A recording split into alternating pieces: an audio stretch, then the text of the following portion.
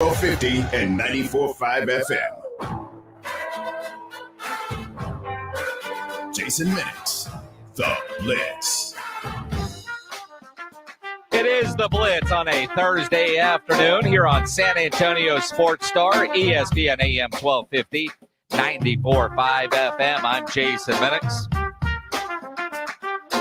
Boy, we got a lot to get into today. I mean, we have a lot to get into on this Thursday afternoon.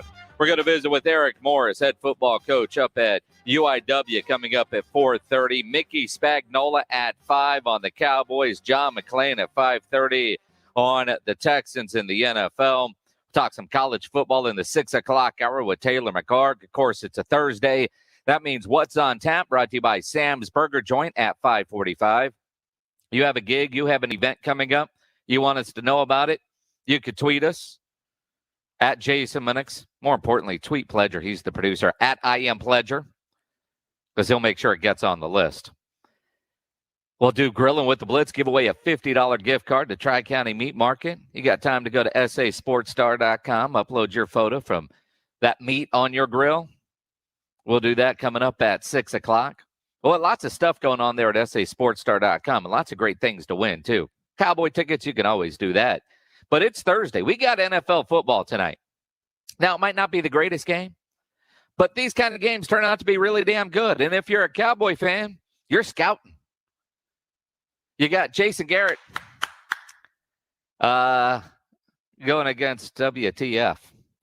And so you look at it, and yeah, there's NFL football tonight. And look, we always know that, but that's why you need to go to sasportstar.com and make sure you've got your picks in for this week's Pro Football Pick'em Challenge, brought to you by Pinkerton's Barbecue. You want to take care of that early. In fact, I just saw, let's see, we got to congratulate somebody. Let me look at my email. I saw that come across earlier. Vicente, I think he had 12 correct picks last week. Gets himself a $50 gift card to Pinkerton's Barbecue. Also gets some mellow mushroom. I was 10-6 on my picks last week. I am not in first place. Damn Cowboys. Damn Packers. Damn Jaguars. So, I mean, you look at it. I mean, I was 10-6. Get your picks in. Every week, you got to remember to go do that. Same thing with your fantasy football lineup. If you're like me, you almost forgot to do that, especially in your survivor pool if you're in one of those. 7 people out of 20 of my survivor pool lost last week. Thank you, Jacksonville Jaguars. Just a whole lot of people went with Jacksonville last week. There's 7 out of 20 of us already gone 1 week in. You know, so you look at it, there's all that. And I've got some fantasy questions for my lineup that I'll get into. In fact, I could throw those out there now because I see Michael Jimenez. He claims to be a fantasy god. I know I'm not. I know I'm better than Michael Jimenez when it comes to fantasy football, but when it comes to making picks, sometimes I need that reassurance because I've got some tough ones. Some, you know, when I'm debating with myself this much, I like to throw it out and get advice from other people. And I'm either going to agree with you or think you're an idiot. It's one of the two. But I think they're legit questions this week. You know, at running back, I've got Kareem Hunt against the Houston Texans. Or do I go Najee Harris against Las Vegas? Right? So, you know, that makes it kind of tough. Which way would you go? At my quarterback, Josh Allen didn't play great last week. He's got Miami this week. Or do I take Baker Mayfield against Houston? So, yeah, you know, the worry there is they get up big and he just hands off to Kareem Hunt. And I start Harris and Baker, and I'm sitting there going, damn, what the hell did I do? So if you've got any fantasy advice for what I need to do there, feel free to hit me on Twitter at Jason Minix. Pledge, you said we have Missions tickets to give away for tonight's game out at Wolf Stadium? We do. All right, if we've got tickets to give away for a game tonight, that first pitch is literally in 3 hours from right now at 7:05. Now, the good news is we email you the tickets, and we email you the VIP parking pass. So it's not like you got to run over to Eisenhower Road and then run over to Wolf Stadium. We make it easy for you, but I want you to have plenty of notice to get the kids and get ready to go out to the Wolf. If you want to go, be caller number 10 right now, 656-ESPN, 656-3776. Caller 10, you're going to go see the Missions tonight out at Wolf Stadium. You got 4 tickets and a VIP parking pass. 656-ESPN, 656-3776. Giving away stuff early. We never do that. Those of you that cut class on time, you get a chance to win some prizes right now. Pledge, you just put up on our Facebook Live, if somebody else had a fantasy question, Tannehill or Tyrod? Well, you got Tannehill going against who do the Titans have this week? I'd have to look. But I don't know that I'd go Tyrod against Cleveland's defense. I don't know that I'd go Tyrod very often unless he's playing Jacksonville. I mean, I think he shot all his darts last week. I mean, the Titans do have the Seahawks. Dude. Was that game in Seattle? Yeah. I think I'd still go Tannehill over Tyrod. But again, I'm not the fantasy guy. You got to listen Sunday at 11 o'clock and see what Michael Jimenez and Brandon Medina and Quinn Hudson. And the problem there is you're going to get 3 different answers, and there's only 2 quarterbacks involved. But somehow, Quinn Hudson puts mustard on the steak and gives you an answer. So, we'll have to see. As you look at the Cowboys going into this week's game, and as we're about to hear from Mike McCarthy, he is the Cowboys head coach. He is going to be well fed tomorrow morning when he joins R&R in the morning. Rob Thompson, Rudy J., they will get to talk to the Cowboys head coach tomorrow morning, brought to you by AA Best Bail Bonds. So you get to hear live tomorrow morning, right around 7 o'clock. Coach is going to be on. If they got to start the show early, they are going to do that. And you don't understand how big that is because, he goes on a station in Dallas and it comes on a station, our station here in San Antonio. And that's it. That's the only 2 interviews that he does every week on a consistent weekly basis like that. So make sure you tune in and hear Mike McCarthy. And Rob is smart. He sends them tacos. In fact, I know Rob ordered some tacos for Coach earlier today. And I'm sure Ben DiNucci will gobble them up there in the quarterback meeting room. And, we know Zeke is in that meeting room as well. But you got to get the coach in a good mood because yesterday was not a good day for the Dallas Cowboys.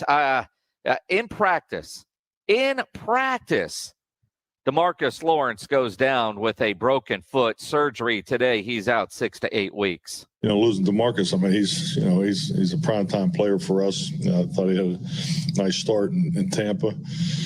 And, you hate to see these injuries to any of your guys, but, what it does is just gives, opportunities to the other players. So, how we spread that out, that'll be done through game plan. And we'll work on that today, tomorrow, and Saturday. So, and, specifically, we'll get into that once we play the game. I know Mike McCarthy gave you all the right answers there. It gets opportunity for the next one, that next man up, But when you hear him talking about that, doesn't he sound like he needs a hug? Well, the reality of it is this is how it goes year in and year out. It's just a matter of how many. As I've stated, that I mean the injuries are so personal to the individual, but in the team concept and team environment, we're focused on who's the next guy up, the opportunities, and really from a coaching perspective, we just want to make sure we put these guys in position to be successful. And and really, that's all you can do. It just sucks that one of your best players and your best defensive player goes down like that. And you hate to see an injury in practice, but we know it happens. I mean, hell, they lost a coach yesterday in practice too. Leon Lett apparently hurt his leg. But when you're trying to figure out how you're going to stop the Chargers, how you're going to stop Justin Herbert, who, as we know, man, he's a young player that plays well. And last week, yes, they beat Washington football team, but that dude had 2 red zone turnovers. 2.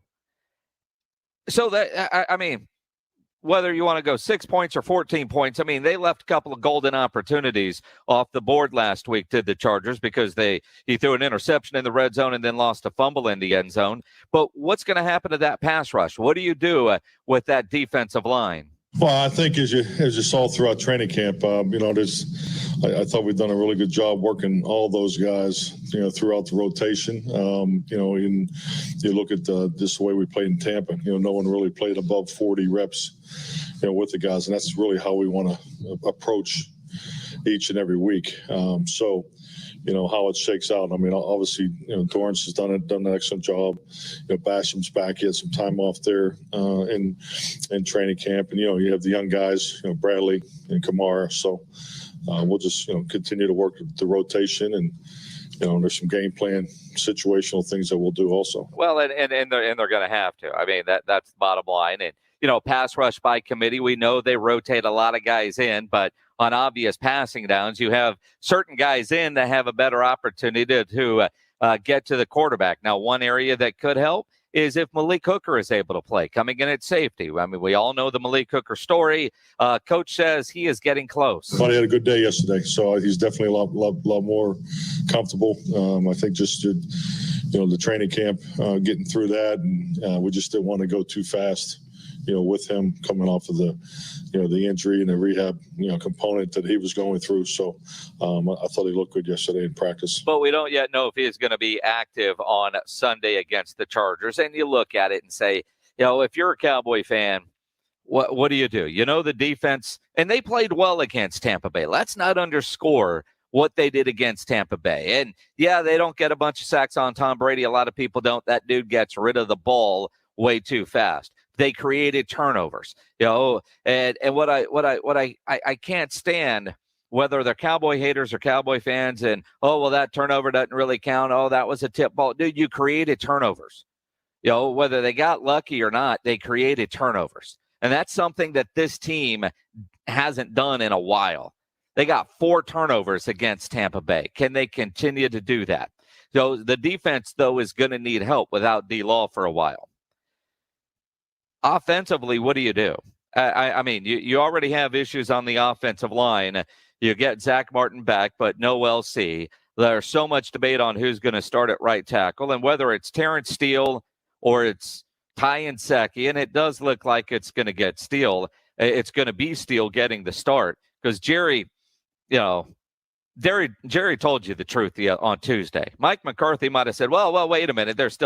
He even said today, Mike McCarthy did, Steele is getting a ton of reps, and he got a lot of playing time last year. Definitely gives you a lot of comfort. I mean, experience, you can't buy that. So, I mean, his experience last year for a rookie was tremendous. So, and I think not only the experience that he had last year, but, the energy that he took into the offseason and what he did in the offseason. So, Terrence is clearly probably one of our most improved, or he's definitely one of the players that from his rookie year to his second year we'll be using as an example, because he's done a tremendous job preparing for his second year. And we will find out on Sunday when he gets the start, because there's got to be the opportunity here for Zeke to run the ball.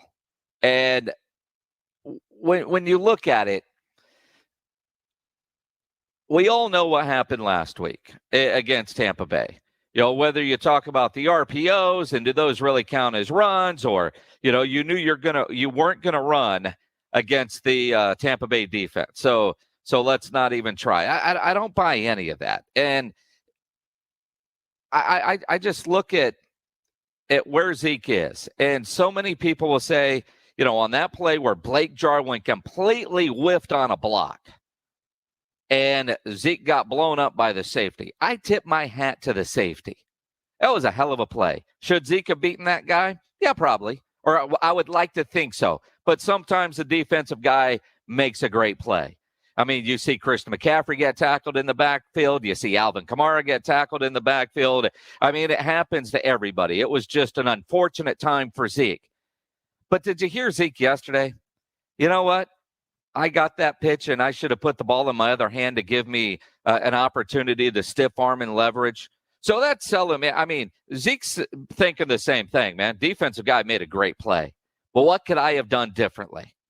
But that guy was on him so fast because there was no block. I mean, Blake Jarwin didn't even slow him down any. But this week, Zeke has to run the ball. And Dak Prescott can't check out of every run play or 12 run plays. And what's interesting, and they were talking about it on Thursday night, and Pledge went and looked up the numbers. You know, you throw for 500 yards and 60 passes and all that kind of crap that Dak did the other night. That's not good for the Dallas Cowboys. And the numbers say so. It's ridiculous. Now, you could take every stat and spin a story how you want it to go. We all know that. But it's pretty evident. Now, all right, Dak, when he has over 45 pass attempts, and this is kind of surprising to me, he's only got 12 games with over 45 pass attempts. It feels like so much more, right? But in those games, the Cowboys are 3-9. Now, a lot of times, if he's getting 45 passes in a game, because the defense historically has sucked so bad, they were down 21 in the first quarter. The playbook was out, or game plan was out the window, and you were throwing it all over the field just trying to catch up. But the Cowboys' record when he throws over 45 pass attempts in a game is not good at 3-9. If he throws for over 400 yards, they are 5-4. But again, what's the situations in those games where he's throwing over 45 times where he's getting over 400 yards? Because they were down and they were throwing the ball a lot, trying to get back in there. You know, remember before he snapped his leg, there were all those different stats that, you know, the Cowboys had this ridiculously great record when he had more than 4 rush attempts a game. Remember when we all used to say, why does Dak not run the ball more? Well, now we don't want him to run because we saw him break his leg one time on a run. We don't want to go through that again. But the Cowboys' record when Zeke has over 100 yards rushing is 26-4. When Zeke has over 20 carries, they are 28-8. When Zeke has under 15 rushing attempts, they are 2-7. I mean, so when you look at it, until we have a big enough sample size on where Zeke is at in his career, it's hard to say the Cowboys have to have much more of a commitment to the run than what they've been showing. Because I do appreciate that Kellen Moore said, yeah, you know what? I called 28 run plays, and Dak checked out of them. And then Mike McCarthy tries to redefine what running the football is. Well, balance is an RPO. It's still run blocking, so my offensive line isn't on the heels. So that's how he looks at it now. You know, analytics types. I look at rushing attempts as when they give me a box score, rushing, attempts, yards. Now, are the short passes and all that kind of an extension of the run game? Are those not just long handoffs? They are. And I totally get that. But when you're throwing the football, even if it is a long handoff and there's an incomplete pass, the clock stops. If you run the football up the middle against none yards, and the clock continues to run. See, the clock is your friend right now if you're the Cowboys offense and a defense without DeMarcus Lawrence. They've got to control and win the time of possession battle, regardless of what the front is. I look at that game Thursday night, and the Blake Jarwin block I hope that guy's woken up in the middle of the night sweating about that one every night since that game. I hope that's causing him to lose sleep, that he missed that block and cost his team 7 points. I mean, that was a 4-point missed block. He gets a block. If he chips that guy, it's a walk-in touchdown for Zeke. If he touches him. And then at the end of the game, after CeeDee Lamb had that nice long catch and run, the Cowboys threw the ball on the next play. Dak threw it out of bounds. If you run in that situation, you're in field goal range, you run in that situation, either Tampa Bay uses a timeout or a whole lot of time goes off that clock. Most of us felt like, oh, bleep, Tom Brady has too much time. And we were all right. We've seen that movie before. There are a handful of quarterbacks that Aaron Rodgers, except against the Saints this past week. You see them, you know what's going to happen. Cowboys in that situation, you know what's going to happen. It wouldn't be good. Cowboys don't have that reputation. It's not in their DNA yet to 2-minute offense. Let's go get some points. I mean, and even towards the end, what was Tom Brady doing? Making sure there was no time left to give the Dallas Cowboys any possibility of a Hail Mary type of play. None. He just didn't do it. Didn't leave you the time. Football IQ. And I know Dak has it. I know Zeke has it. Kellen Moore has it. But in situational football, in that instance, the fact that what do we need to do to cause Tampa Bay to use a timeout or burn as much time as we can, run the football. I don't care what the front is. And I know, Pledge, you sent me a stat earlier from the Next Gen Stats about the number of guys in the box, and Tampa Bay did it more than anybody. It was right up there. Fine. Sometimes, though, run for no yards. Sometimes you just have to do it. And to be fair, the second running back on that list was Mark Ingram, who had almost 30 carries against Jacksonville. I think the difference right there is two Florida teams. You had Tampa Bay with the best rush defense, and you had Jacksonville with their Swiss cheese defense. It doesn't matter if they had to put 15 guys in the box. Their 15 guys still wouldn't have stopped Mark Ingram. It's not apples to apples. I'm curious if the Texans were playing Tampa Bay and that same front was there, how many carries would Mark Ingram have? Or how many plays would Tyrod Taylor have? Or does Tyrod Taylor have the ability from his offensive coordinator to check out of plays when he sees a certain defense? But there are certain times that you just can't force the issue. And when you're under 2 minutes to play and you're driving and the clock is your friend, don't stop it, let it run, or force them to use a timeout. That's when you got to do it. That's certainly when you have to do it. It is interesting. Speaking of Aaron Rodgers, what was I hearing earlier today on halftime, noon to 2 with Carl Schoening and Rob Thompson? Now, I know we didn't talk about this much yesterday, but, Jermichael Finley was on with Keyshawn, J. Will, and Max Kellerman, and yesterday and basically said Aaron Rodgers just doesn't look like he cares. And I think a lot of us wonder how much Aaron Rodgers cares because we know he didn't do anything in the offseason. But Carl Schoening, a newbie in the talk show business, did he really throw out the hot take that he thinks Aaron Rodgers is going to be benched by Matt LaFleur by week 6? By week 6? Yeah. He really Here's said that. the thing. Hasn't Aaron Rodgers always looked like he doesn't care? No. He's always arrogant after losses, but you could tell when a guy cares. And I always listen. When a pro athlete says, I look the guy in the eyes, and you're reading body language, especially somebody that knows him. Now, I know there's a little history with Jermichael Finley, and he says this has nothing to do with it. I mean, that guy's got his money. He's rich. He's fine. He's set. He doesn't have an axe to grind. But when you talk about athletes looking in other athletes' eyes and reading that, I do take that to heart. But I don't think Aaron Rodgers is going to be benched by week 6. Now, the best part of listening to halftime today is Rob Thompson sounded like he was going to send Carl to his room without supper. What? And I don't know if you guys came up with something, and maybe Blitz listeners can help out the halftime types.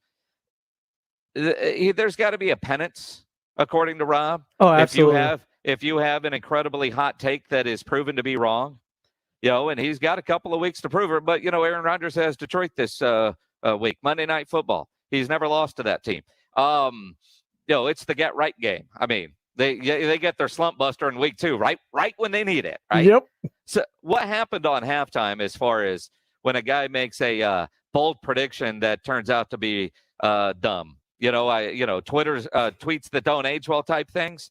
Well, what was the punishment? Did you guys decide anything? There hasn't been anything cemented in yet, but we are open for suggestions.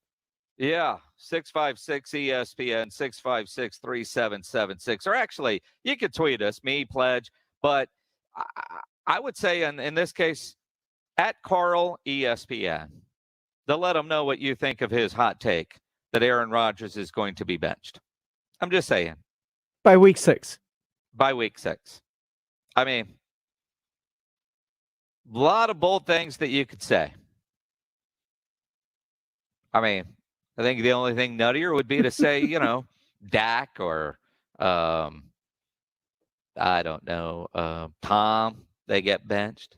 I don't know. I mean, if he had said Jalen Hurts by week 6, maybe, but not the way he played the other night. I think the only hotter take you can have is Deshaun Watson plays in 15 games this year. That'd be damn near impossible. It's not, though. Well, unless he played for Houston, but that isn't going to happen. That might be a hot take. Eric Morris always has hot takes. No, he doesn't. Eric Morris and UIW, they get ready for a big game coming up Saturday night out of Bobcat Stadium as they take on at Texas State, the UIW head football coach. Well, join us next here on The Blitz. You know, it is football season. You're getting everything ready for your game day. And I know, you know, Saturday, UTSA, there's always that great tailgating in the parking lot there in the Alamo Dome. In fact, I'm going. If you're throwing a tailgate, let me know where you're set up, man. I want to come drink your beer, and you better have some kielbasa sausage if you're out there tailgating in the Alamo Dome for the UTSA Middle Tennessee State game coming up this Saturday. And what's great about kielbasa sausage, they're a great local San Antonio company. They started here in 1949. While they're available and loved all over the country, they're pure San Antonio. And you know how you know that? When they decided to determine the length of their sausage, they selected that length so it fits perfectly in a tortilla. It doesn't get more San Antonio than that. So you're getting ready for the games this weekend. You get your cold beverages, you get your tortillas, and you better get yourself some kielbasa sausage and enjoy the football games this weekend. You know you can get kielbasa anywhere. So get into the grocery store. Get yourself some kielbasa today. Eric Morris joins us next right after we get a Sports Center update from James Pledger.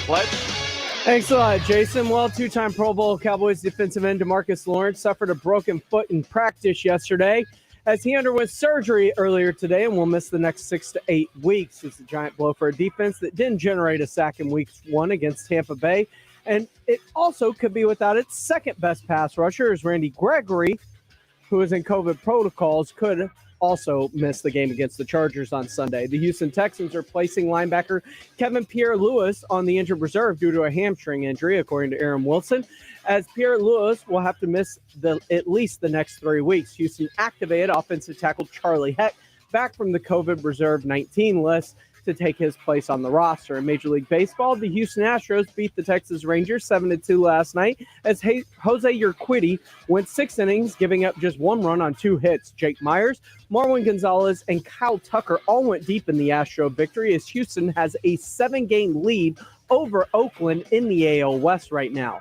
The Astros and Rangers wrap up this Silver Boot Series tonight, a game you can catch right here starting at 6:30 with the pregame with first pitch from Globe Life Field set for 7:05. I'm James Pledger for San Antonio Sports Star, ESPN AM 1250 and 94.5 FM. ESPN AM 1250 and 94.5 FM. According to NHTSA, in 2019, more than 5,000 people were killed in crashes involving large trucks in the U.S. If you were injured in an 18-wheeler accident, contact Thomas J. Henry. To start your claim today, visit tjhlaw.com/radio. San Antonio, Texas. No one outfits golfers better than Edwin Watts Golf Shops. We've been fitting golfers since 1968. Utilizing cutting-edge fitting technology, we'll analyze your swing and our Foresight launch monitors and fit you with the perfect club, pair of shoes, the latest golf apparel, golf balls, bags, and more. So come by today for your complete custom fitting. Edwin Watts Golf Shops, home of the 90-day 100% satisfaction guarantee. Listen up, sports bettors. This is Hall of Famer Warren Sapp here to tell you about my favorite sports book, BetUS.com. I only endorse one sports book, and that's BetUS.com. Just like me, BetUS is the Hall of Famer of online betting with more than 25 years in the biz. Call today, and they will get you set up faster than I can run the 40. I play at BetUS, and so should you. BetUS.com. Join now and get up to 200% in bonuses on your first deposit. Call 1-800-MY-BET-US. Tell them Sap sent you. Injuries happen, so if you twist, pull, pop, or snap something, you need Dr. David Espinosa at TSAOG Orthopedics. Dr. Espinosa treats all non-surgical orthopedic injuries and has same-day and next-day availability. Telemedicine services are also available. There is no reason to be in pain. If you are hurting, visit Dr. David Espinosa at TSAOG Orthopedics. Learn more at TSAOG.com. That's TSAOG.com, or schedule your appointment by calling 210-804-5490. 1911 Cigars is the premier cigar lounge in South Texas, providing quality, affordable cigars in a professional, inviting environment with a large covered patio with TVs. A BYOB establishment, 1911 Cigars strives to allow the avid cigar connoisseur a comfortable place to relax, socialize, network, and of course enjoy a great cigar. 1911 Cigars is available for private events and has private cabanas with TVs, fire pits, and heaters. 1911 Cigars at 207 South Main Street in Cibolo. Online at 1911cigars.com. If you owe the IRS back taxes, then get ready to pay up. The IRS has giant private collection agencies actively tracking down folks who owe the IRS. So if you think dodging them was stressful in the past, it's going to get a whole lot tougher. Optima Tax Relief has this advice. Don't wait. Solve your tax problems now before it's too late. Optima Tax Relief works to stop the demand letters, stop the aggressive collection actions, and stop the IRS collectors from targeting you. Ask Optima about the Fresh Start Initiative, one of the biggest breaks the IRS has ever offered. If you qualify, you could save thousands, and nobody knows this program better than they do. Optima is A+ rated with the Better Business Bureau, and they get results, having resolved over $1 billion of tax debt for their clients. Get a fresh start. Call today for your free consultation. Call 800-709-7022. 800-709-7022. 800-709-7022. Optima Tax Relief. Some restrictions apply. For complete details, please visit OptimaTaxRelief.com. Running a business comes with pressure. Remote workforces, HR compliance, retaining top talent. You start to feel boxed in. Fortunately, there's Insperity. They put 30-plus years of HR service and technology to work, offering my employees competitive benefit options while lightening my HR load. Instead of obstacles, I'm surrounded by people empowered to be their best. With Insperity, nothing seems impossible. Insperity, HR that makes a difference. Texas Cheer Liquor, your one-stop shop for beer, liquor, wine, and cigars. Follow them on Facebook to keep up with specials and tastings. 4 locations, 2 on Petranco, 1 past 211, 1 in 90 in Montgomery, and the all-new Texas Cheer Liquor next to Walmart Palo Alto Road, Suite 101. The play is in. The Blitz with Jason Minix and Sports Insiders. San Antonio Sports Star, ESPN 1250 and 94.5 FM. It is the Blitz here on San Antonio Sports Star, ESPN AM 1250, 94.5 FM. I'm Jason Minix. And as we do every Thursday at this time, we talk with the head football coach of the UIW Cardinals, Eric Morris, joining us now after a big 40-9 win over Prairie View A&M in your home opener this past weekend. After losing a tough one in overtime in week 1, looked like you guys were having a lot of fun on Saturday afternoon. Yeah, it was good to bounce back that way. I think on all 3 sides of the ball, we contributed at a high level. The one interesting takeaway, which is crazy, I've never been in a game like this, but our average starting field position was the plus 41 offensively. So I've never seen it that good. That was incredible due to a lot of turnovers our defense created and then great field position off punt return. So anytime when you're in the plus territory like that and you give this offense, those short fields, and that's usually not a good recipe for winning a game. Well, and your defense certainly stepped up. I've been hard on your defense. I've been critical of your defense. It was nice to see them have a game like that. Was it just everything was clicking for them, or have you changed up a little bit of what you guys do? Yeah, we went more 3 down, played a little bit more pass coverage. Just schematically, they were more of a spread team and wanted to air it out a little bit. They have a quarterback that's a good player transfer from Louisville, big 6'6", 230-pound kid. So knew that they were really going to try to hang their hat on his arm in this game. And so we kind of disguised a lot of coverages during it. and it really had him off balance. We were showing a lot of man coverage and dropping some people that we hadn't shown on tape, and then getting to some zones some cool ways. And so paid off good. Our kids did a great job last week, I thought, preparing, and so did coaches, and then paid off in a big way, getting 5 turnovers. Well, and Cam Ward continues the pace he started on last spring, and throwing the ball all over the place. I think what's impressive, as much as he throws it, no interceptions in 2 games. Yeah, and too, our stats were just funny this game, and just we did have those short fields, so I thought we were really efficient at getting the ball in the end zone, and then and sputtered on 1 or 2 drives there. I thought that just bad execution, and usually it was because of a penalty, us going backwards and putting us, back where we couldn't overcome something. But Cam's done a great job. I would say it wasn't his best game overall.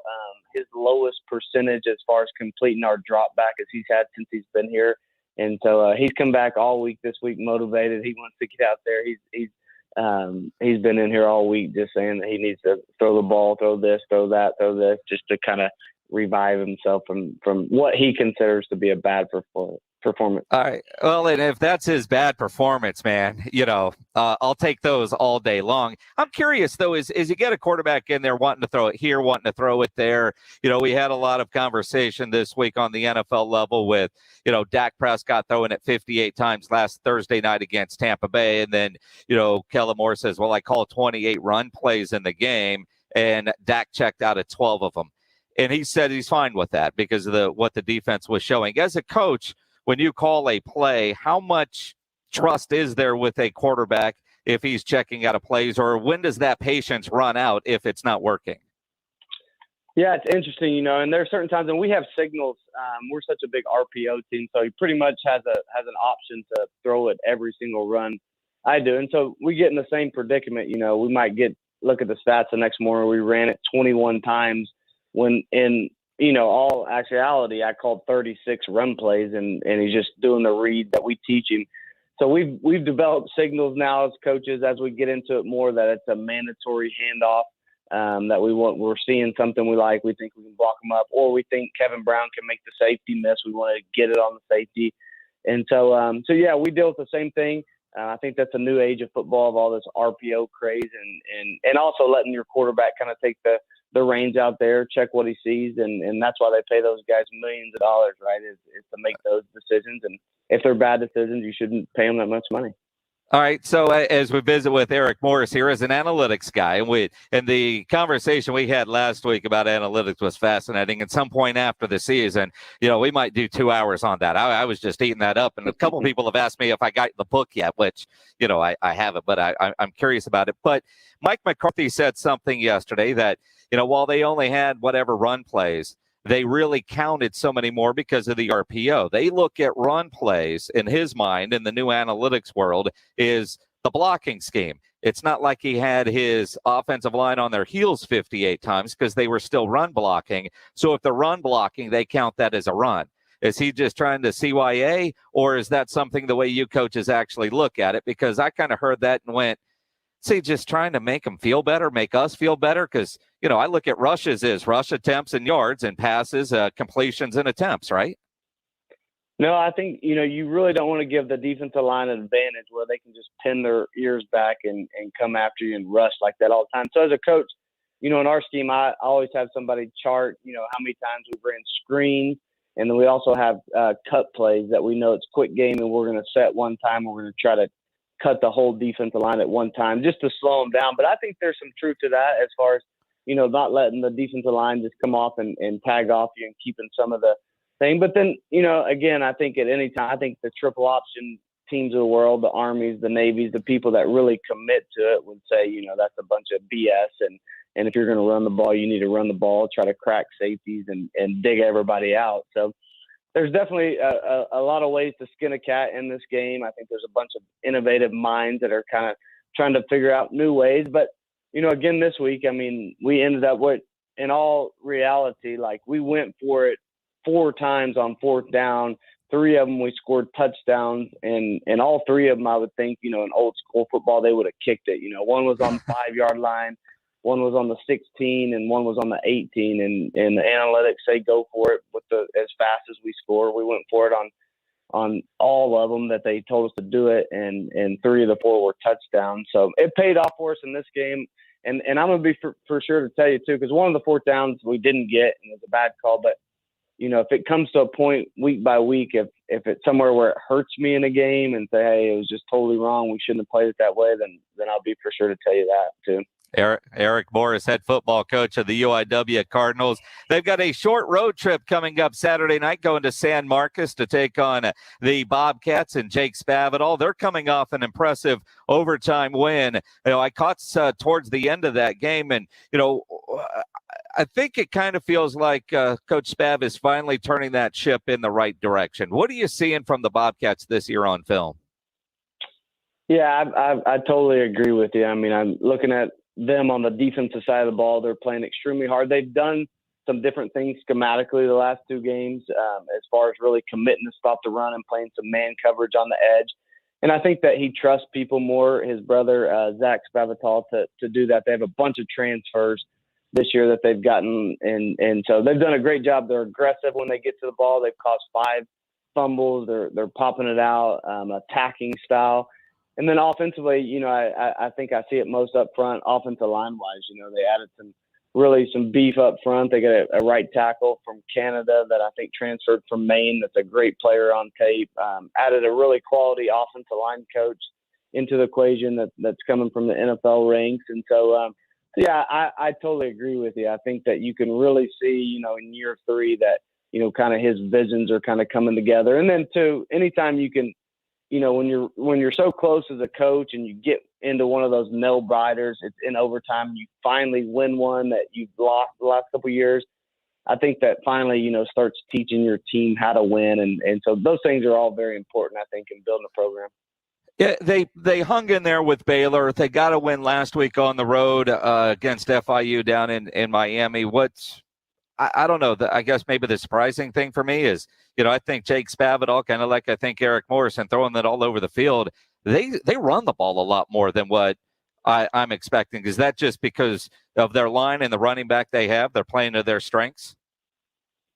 Yeah, I think so. And too, I think, Jake, just like anybody else, does a great job at studying in the off season and finding kind of what they're good at. And anytime you can establish a run, but him, coming from Dana Holgerson, I think he's pretty far removed from Mike Leach's tree of things and thinking that he just needs to throw it all over the place. So I think doing that, and then I think it's protected the defense. It's kept them off the field. They're not getting in these huge scoring battles. One of the tapes from the end of last year's them versus Arkansas State, it's 49-47. It's just bam, bam, bam, bam, bam, scoring from everywhere. And I think they've committed to playing a different style of ball holistically as a program. And I think it looks really good on tape. I mean, I like what they're doing, and it'll be tough for us to go down there and to pull a win out of that place. As close as you guys are, and do you have to do a lot of things different this week just to make sure that they don't know your tendencies because you guys have kind of come through the ranks together? I think we're far enough removed, from one another and have kind of had enough time on our own to kind of put our spin on things. And, both him and his brother, I think, which we've changed some things that I know that were, base signals, base terminologies for our guys up front, things that I know he'll know that we've used forever. We've changed some of that stuff so they won't know, our base run plays. We called inside zone the same thing forever. And Zach and I were together at 5 years at Texas Tech. Like, I know he knows that call. So we changed some things that I know are pretty blatant, but I think we're pretty far removed and I think we've put our own spin on it enough that it's not going to play a huge role in it.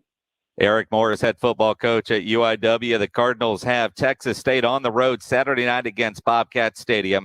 Now, I had Jake Spavital on the show with us yesterday, Coach. I want to play you a little clip from the interview I did yesterday with Coach Spav, okay? Perfect. You ready for this? Yes, sir. Jake Spavital, head coach at Texas State, with us here on the Blitz. Now, Eric Morris is on with me on Thursdays, Coach. I'm going to ask him this question, so you can't BS me here. What side bet do you guys have on this game? I was going to actually hit him up Thursday, so I need to get to him early then, so you have some more content on Thursday. But it's always the deal. Like when you play your buddies, it's you kind of wait till later in the week when the game plan's in place, and then you just have some fun with it all. Because Thursday night's the night that typically, the game plan's in, the kids are done with the with all of their practices, and, really just have a Friday kind of, perfect Friday practice to gain some confidence going into the game day. So we'll have some fun with it on Thursday. All right. So typically in a situation like this, what kind of bets do you guys make? Is it dinners? Is it dollars? Is it shots of Fireball? It's got to be something. It's probably shots of Fireball or just some sort of a drink after season. You're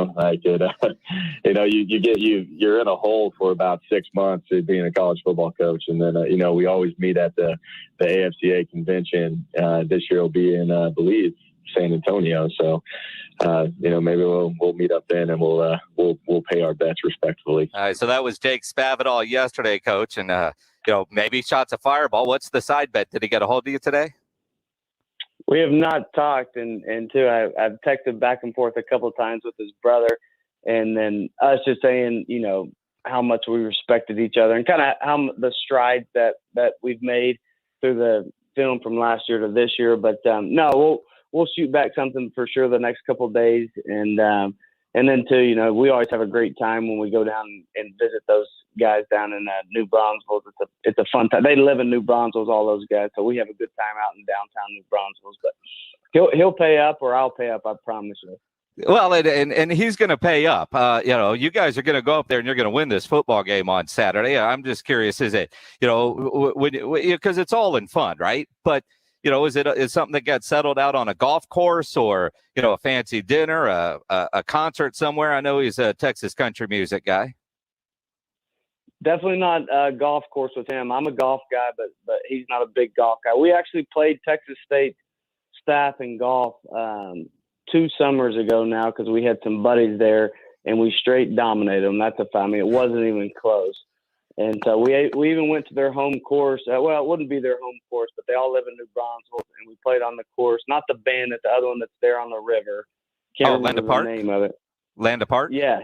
Yep, yeah. Land Park. And I think we won by 11 strokes. I think it was 3 of us versus 3 of their coaches. Played a little scramble and wasn't even fair towards the end. And so golf will not be it. But yeah, definitely. And his wife is a great human being. And so probably go out with the girl somewhere, and whoever loses has to pay for dinner. Nice dinner would probably be something.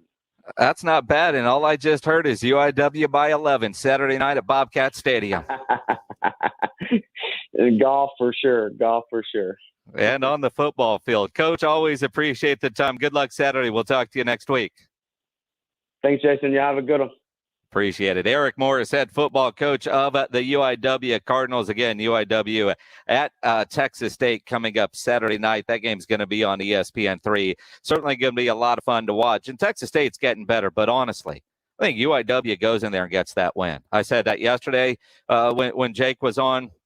That UIW football team is so much fun to watch, and they're good. And last week, their defense showed up. Offense, we know, is going to be there. That defense is going to have to travel up I-35 on Saturday. Mickey Spagnola of DallasCowboys.com will join us coming up at 5 o'clock. And Calvin Johnson says his rift with the Detroit Lions can end with a simple check. Dude, you won't believe this story. And he's a Hall of Famer. Grow up. We'll get into that as we continue here on the Blitz. But first, let me tell you about Ancira Chrysler, Jeep, Dodge, and Ram truck, part of the Ancira Itonado complex. You know, it is very easy for me to tell you about and recommend Ancira because I am a longtime Ancira customer. Through the years, I have bought many vehicles from Ancira, and it's because of their great customer service before, during, and most importantly, after the sale. That's why Ancira has been such a great family-run dealership in San Antonio for decades. They're going to make sure you're getting the vehicle you want with all the options and features that you're looking for. They'll give you great value on your trade-in, the best rebates and financing options that are available. And you know price made Ancira #1. Price keeps Ancira number one. So think Ancira. And if you get a new car in September, you're also going to get a couple of football tickets to go see UTSA play down in the Alamo Dome. So get into Ancira Chrysler, Jeep, Dodge, and Ram truck. Part of the Ancira Itonado complex on I-10 West between Wurzbach and Huebner. Ribs, burgers, chicken. Submit what you cooked on the grill or smoker, and you can win a $50 gift card from Tri-County Meat Market. Grilling with the Blitz. Online at sasportstar.com. Hey, Twin Peaks is calling all you fantasy football commissioners. Book your fantasy draft with Twin Peaks and receive the sweetest perks. Commissioners, you're getting $50 in Twin Peaks money just for hosting, and all league members are going to get $5 in Twin Peaks cash. They have all you need for your fantasy draft. We're talking free Wi-Fi, draft boards, stickers upon request, and your crew can score Coors Light and Miller Lite buckets for just $13. Visit TwinPeaksRestaurants.com for more details, and bring your league to Twin Peaks for those eats, those drinks, and those scenic views. O'Reilly. Ready for an oil change? Visit the professional parts people at O'Reilly Auto Parts to get everything you need. Right now, get 5 quarts of Mobil 1 full synthetic motor oil for just $28.95 and earn double O rewards points with your purchase. Protect your engine against sludge and wear with Mobil 1 full synthetic motor oil. On sale now at O'Reilly Auto Parts.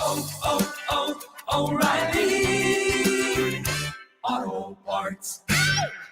It's that time of year again, and all eyes are now turning to football as teams are back on the gridiron. BetOnline.net is your #1 spot for all the pro and college football odds and news this season. Get all the updated info on players, teams, and odds to help you with your new football contests, leagues, and new survivor pools. BetOnline.net is the fastest and easiest way to check in on all your favorite sports. Pro sports, MMA, championship boxing, golf, horse racing, they have it all. Bring the game home with BetOnline.net, your online sports experts.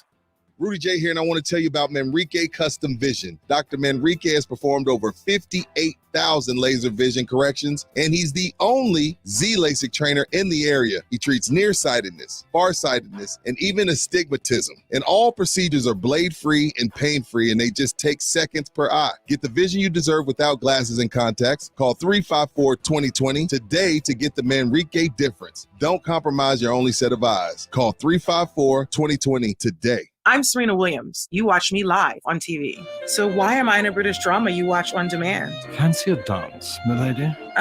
Sure. It's because DirecTV Stream brings the best of live TV and on-demand together. Oh, you're quite the dancer. Mr. Jeffries, you're making me blush. Oh. Introducing DirecTV Stream, the best of live TV and on-demand with no annual contract. Get your TV together at DirecTV.com. Requires high-speed internet and compatible device. Content varies by package and location. Restrictions apply. Working from home, you realize you don't have enough outlets or USB ports. Hill Electric can fix that for you. For over 3 decades, the family-owned Hill Electric has served San Antonio homes and businesses. From adding an outlet, fixing that fuse that always blows, or that flickering light, Hill Electric has the right service at the right price, and there is never a service charge and always free estimates. Call Hill Electric at 210-404-9074. That's 404-9074. Or go to hill-electric.com. Your source to local news and sports in San Antonio begins with the San Antonio Express News. We've collected, written, and shown the stories that matter most to San Antonio. Look no further than the San Antonio Express News to continue to provide information and strength to the community. Whether it's on the field or on a court, we provide the ground local coverage. Go to expressnews.com for the most up-to-date high school and college sports coverage. Subscribe today at expressnews.com.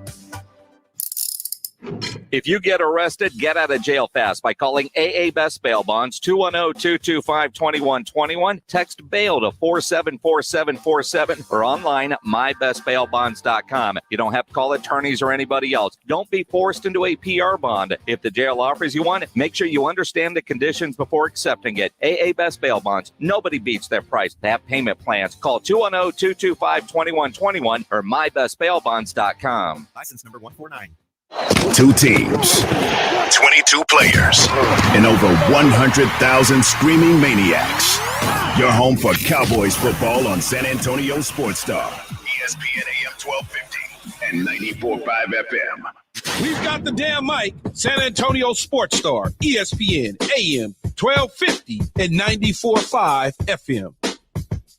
Thank you very much, Keyshawn. It's the Blitz here on San Antonio Sports Star. I'm Jason Minix. Glad to have you along on a Thursday. There's NFL football tonight. Go to sasportstar.com.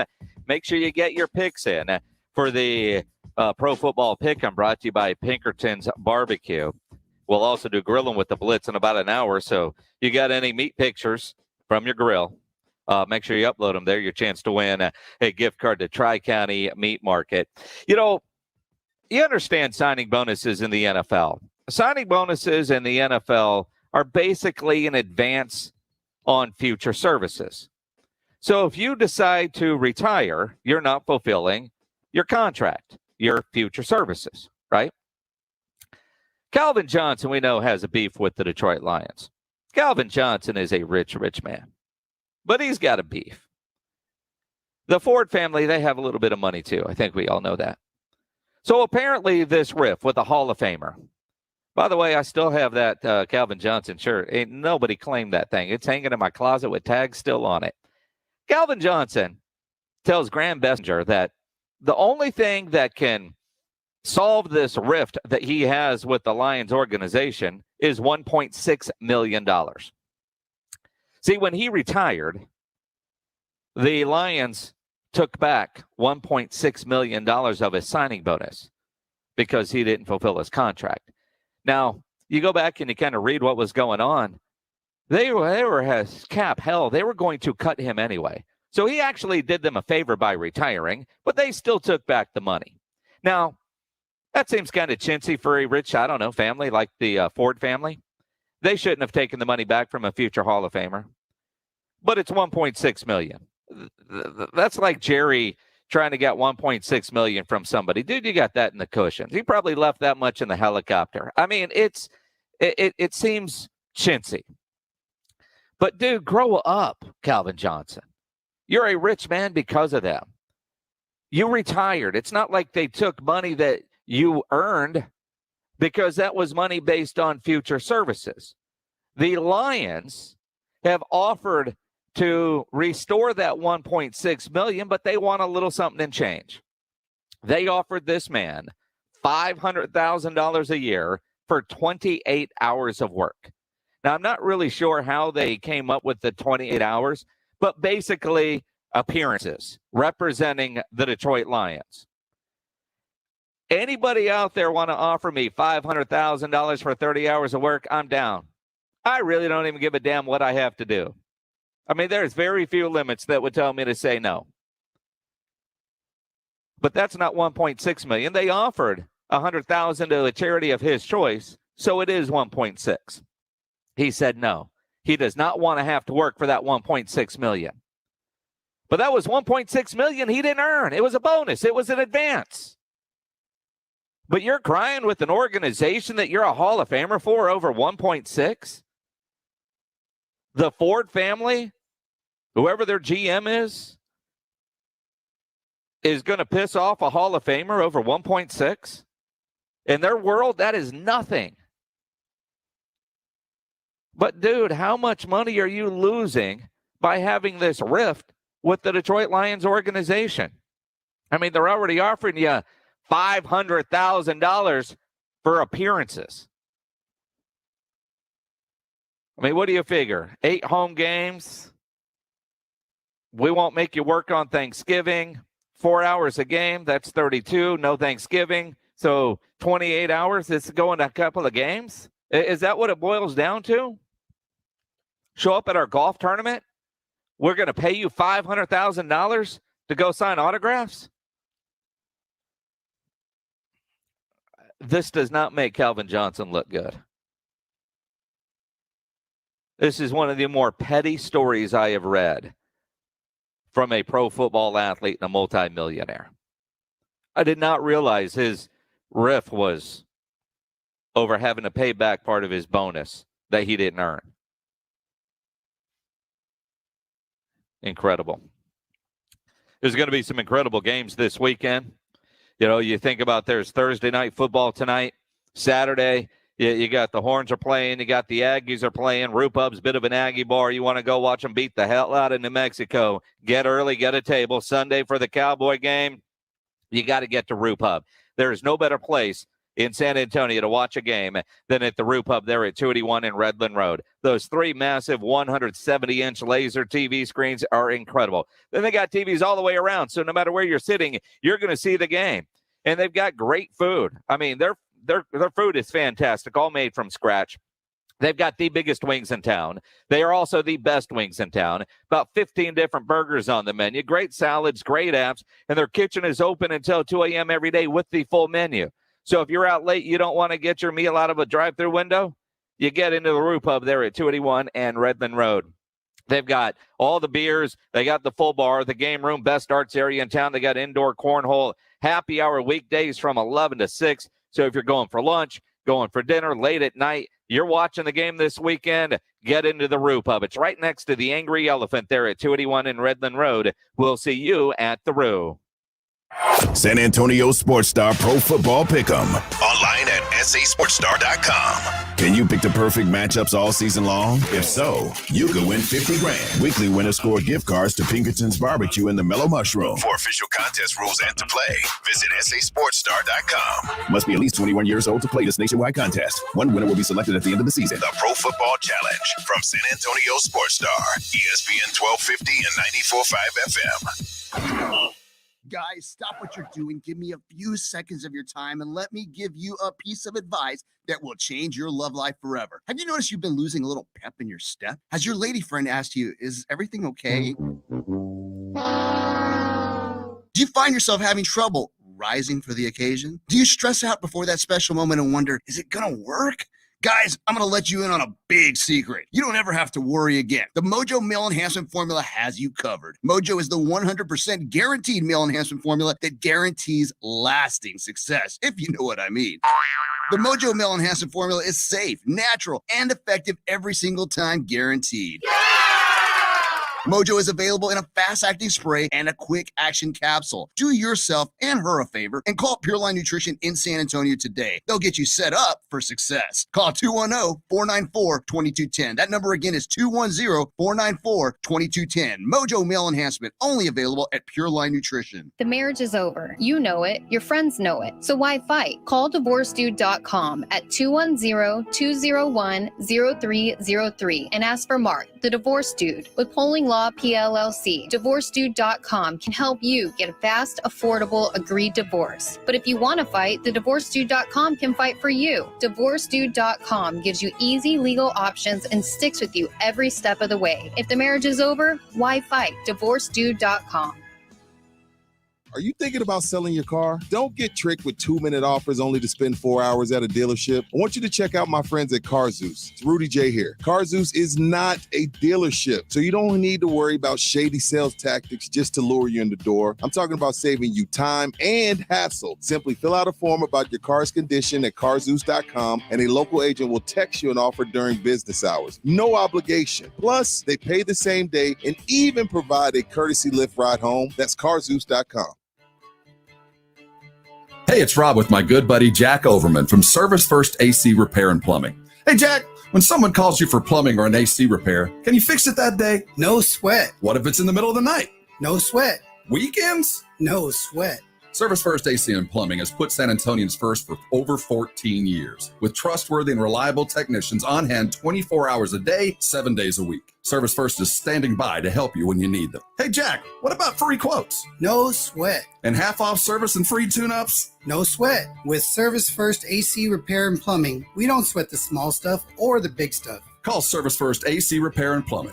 210-NO-SWEAT. That's 210-NO-SWEAT. Anything else, Jack? Thanks for having me, Rob. My team and I would be honored to assist you with all your AC and heating needs. Just give us a call, and we'll head right over. 210-NO-SWEAT. 210-NO-SWEAT. That's 210-NO-SWEAT. License number TACLA 27100C. Hi, welcome to Smoky Mo's. At Smoky Mo's Barbecue, we smoke our meats fresh, in-house, each and every day. We think it makes all the difference in the quality of our moist, flavorful brisket and turkey, and the mouth-watering tenderness of our ribs and pork loin. Got a crowd? We've got group packs and full-service catering. Up early? We've got made-to-order breakfast tacos. Find your store at SmokyMo'sBarbecue.com and come see us for breakfast, lunch, and dinner. Smoky Mo's Barbecue. The pit is lit.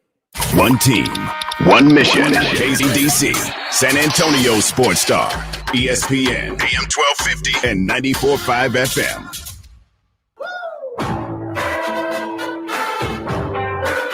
Jason Minix, The Blitz. It is The Blitz here on San Antonio Sports Star, ESPN AM 1250, 94.5 FM. I'm Jason Minix. Let's talk some Cowboys. It's been a rough week up there at the Star. I mean, first you had Michael Gallup get hurt last week against the Bucs. Cedric Wilson, next man up. Then DeMarcus Lawrence gets hurt. It's next man up mentality there, and our next man up is Mickey Spagnola from DallasCowboys.com. You know, you think about next man up, but it's hard to replace a DeMarcus Lawrence and what he offers. How are the Cowboys, Mickey, going to replace the pass rush from DeMarcus Lawrence in that loss? Yeah, not only DeMarcus Lawrence, but his loss is compounded because Randy Gregory, the other starting defensive end, is still on reserve COVID-19. So he's running out of time to get through that protocol. So they could be without their two best pass rushers. You said next man up. So it's going to be next man up and next man up. I would imagine at this point, if they stay with their four-man front, it's Dorrance Armstrong and Terrell Basham. You know, Basham's been around the league. He's a nice veteran guy. They signed in the offseason. Dorrance Armstrong's always seems to be all preseason, all Oxnard, and then somewhat disappears when we get into the season. So this is going to be his huge chance to step up. And then, you know, Jason, we've talked all along about how at times the Cowboys think that they could use Micah Parsons, their starting linebacker, in pass rush situations, putting him on the line of scrimmage. And I noticed today in the portion of practice we get to watch that he was working with the defensive linemen in position drills instead of the linebackers. So that's always a possibility. You know, I don't know. You want to have a steady diet of a 246-pound linebacker lined up on the line of scrimmage, but he's got some uncommon skills. So maybe in definite pass rush situations, you can put him out wide, and with his speed, he might be able to cause some problems. So, yeah, when you were talking about next guy up and you said I was next up, I was looking over my shoulder to make sure there was no next behind me also. Things just seem to keep, you know, even to the point, and I'm sure you heard, their assistant defensive line coach, Leon Lett, gets hurt in practice yesterday and had to have surgery to repair a quad injury. And I'm glad you brought that up. I was going to bring that up later. When I first heard that Leon Lett got carted off, my first thought was not a leg injury. It was some sort of other medical type of injury. Right. And, yeah, you know, and I was like, oh, it's his leg? Oh, good, because I was worried about so many other things. And knowing what happened last year, you know, just like that was the best news possible for losing a coach. Well, you know what? You weren't by yourself, because when I saw the way he was laying on the cart when they were bringing him to the locker room, I was sitting there going, oh, my God, don't tell me. And that's what went through my mind. And I saw his hand kind of patting his leg, and I didn't know if it was shaking or if he was showing him where it hurt. And then finally they brought out those big metal crutches, right? And it was like, oh, okay, he hurt his leg or knee or something. And turns out it was a quad tear. And they had to do surgery. And as Mike McCarthy started off his press conference and going through the injuries, and he basically said, yeah, Leon Lett, not going to L.A. So, goodness gracious. It's like you almost sit there and you're scared to say what next. Well, and again, you know, we've seen other teams. I mean, look at what Baltimore is going through with running backs, and you have to have that mentality. And, you know, kind of revisiting Micah Parsons, I was going to ask you, do you think he could, with his, you know, natural athletic ability, some of the gifts that we've seen him do, especially in practice and in the preseason, and we saw him working with some pass rush going against Tyron Smith when we were in Oxnard. I just don't know that he'll do it a lot because, you know, there were some times against Tampa Bay, and Tom Brady does this to a lot of guys, where he looked lost in his first game in the NFL. Yeah, and you wouldn't do that with a steady diet, because if I'm the offensive coordinator and I see you got a 246-pound guy trying to play defensive end, well, guess what I'm doing? I'm running right at him, right, with my 330-pound offensive tackle and guard. So, yeah, I think you can, change it up, make sure it's in sure passing situations, and there's other things they can do, right? You can blitz. They've got a bunch of linebackers that aren't bad blitzers, especially up the middle into the gaps. So they may have to just, kind of invent ways to get pressure. But, boy, they better get pressure on Justin Herbert, because he'll make you pay. Definitely will. Mickey Spagnola from DallasCowboys.com joining us here on the Blitz on San Antonio Sports Star. Let's talk about the game coming up. I mean, there's moral victories are what they are, however you want to couch them. I'm not a fan of, but I was impressed with a lot of things I saw from the Cowboys against the Tampa Bay Buccaneers. That said, the Chargers had 2 red zone turnovers against Washington, and they got the win. And I'm looking at this game going, all right, this is the game where you just mentally, you can't start 0-2. They've got to figure out how to win this game. The question is how. Yeah, that's a good point, because, you're down your starting right tackle on offense. You're down your 2 starting defensive ends on defense. Now I see where DeMonte KZ was put on the injury report today, one of their starting safeties. You're down Michael Gallup. These things are starting to pile up. So offensively, if they can hold down the right side, and I would imagine it's going to be Terrence Steele starting at right tackle, they're going to have to help him with the tight end. So maybe that takes one tight end out of the pass pattern, or maybe it's just a guy that comes flashing by and chips before he goes out. Offensively, they've got to be able to move the ball.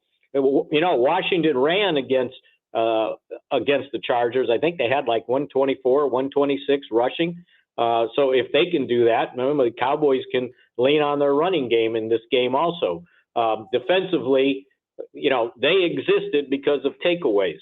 They had 4 of them, but they still gave up 31 points. So just think what might have happened if they didn't get the takeaways. And I don't think you can go into a game going, well, my defense is going to get 3 takeaways every week. That just doesn't happen, right? So they got to do a better job, but it starts up front. And unfortunately, that's where the weakness is now, without DeMarcus Lawrence and potentially and probably without Randy Gregory. So, but to be able to win this game, they're either going to have to score in the mid-30s, or this defense is going to have to turn in a much better performance. Mickey Spagnola of DallasCowboys.com here on the Blitz. I had a theory on Monday, Mickey. I want to get your thoughts. Maybe it was Tuesday, with, Jerry and Steven doing their regular appearances on 105.3 The Fan, so insistent that Zach Martin won't play tackle. And we've seen Zach play tackle before. He's a total team guy. And when they say, well, he wants to play guard, that I didn't completely buy that. And then when you look at the way the offensive linemen graded out on the different sites that do that kind of stuff, because honestly, I can't grade an offensive lineman. I know what I can and can't do. But, but Tyler Biadasz did not grade well. He was 5 out of 5. Do they keep Zach Martin at center or at guard to protect the center, and then to a degree help Terrence Steele or whoever ends up at right tackle? Is he, while you want him at tackle, he's better serving this team staying at guard to protect the center? Well, I don't know if it's to protect the center, but it's to help the center and the tackle if he's at the guard spot. I was always a proponent of him going the tackle and Connor McGovern playing guard. I thought, from an offensive standpoint, they held up okay. I don't know, that I saw anything that Biadasz did that just was startling bad. I mean, They held up on the offensive line well enough to only give up, 1 sack and throw for 403 yards. So somebody did something. And again, look, Tampa Bay was basically playing, you're not going to run the football on us. They had a 5-man line almost all the time. They had their linebackers blitzing into the gaps. They just didn't want them to run. And I think they thought, Jason, that they could stop Dak Prescott, because they weren't sure if his arm was good, if if his back was good, if his ankle was good, because they had no scouting report on him, right? They knew what he could do, but they didn't know how healthy he was. And if they were trying to judge off of Hard Knocks from what they saw, the way Phil Simms did when he came out and said, well, I don't think Dak's healthy. It looks like he's not throwing the ball with velocity. Well, they would have been sorely wrong because there was nothing wrong with him physically, and they found that out and almost lost their bet. If they can just hold up on the offensive line and make this work, because remember last year Steele was an undrafted rookie out of Texas Tech, and he ended up starting 14 games. He struggled mightily, to the point where they said, okay, Zach Martin's got to play tackle. And my thought was, even though they signed Ty Nsekhe, I think his days, he didn't look good in training camp to me. And so it had to be Terrence Steele. So I was thinking, well, just move Zach Martin out there. But it seems like they don't want to make that move. And I don't know if it has to do with just this week, because remember, he's coming back from being on reserve COVID. And maybe they just want to make sure that he's settled in before they start moving him around where he knows and comfortable playing guard. But yeah, we'll see where it goes.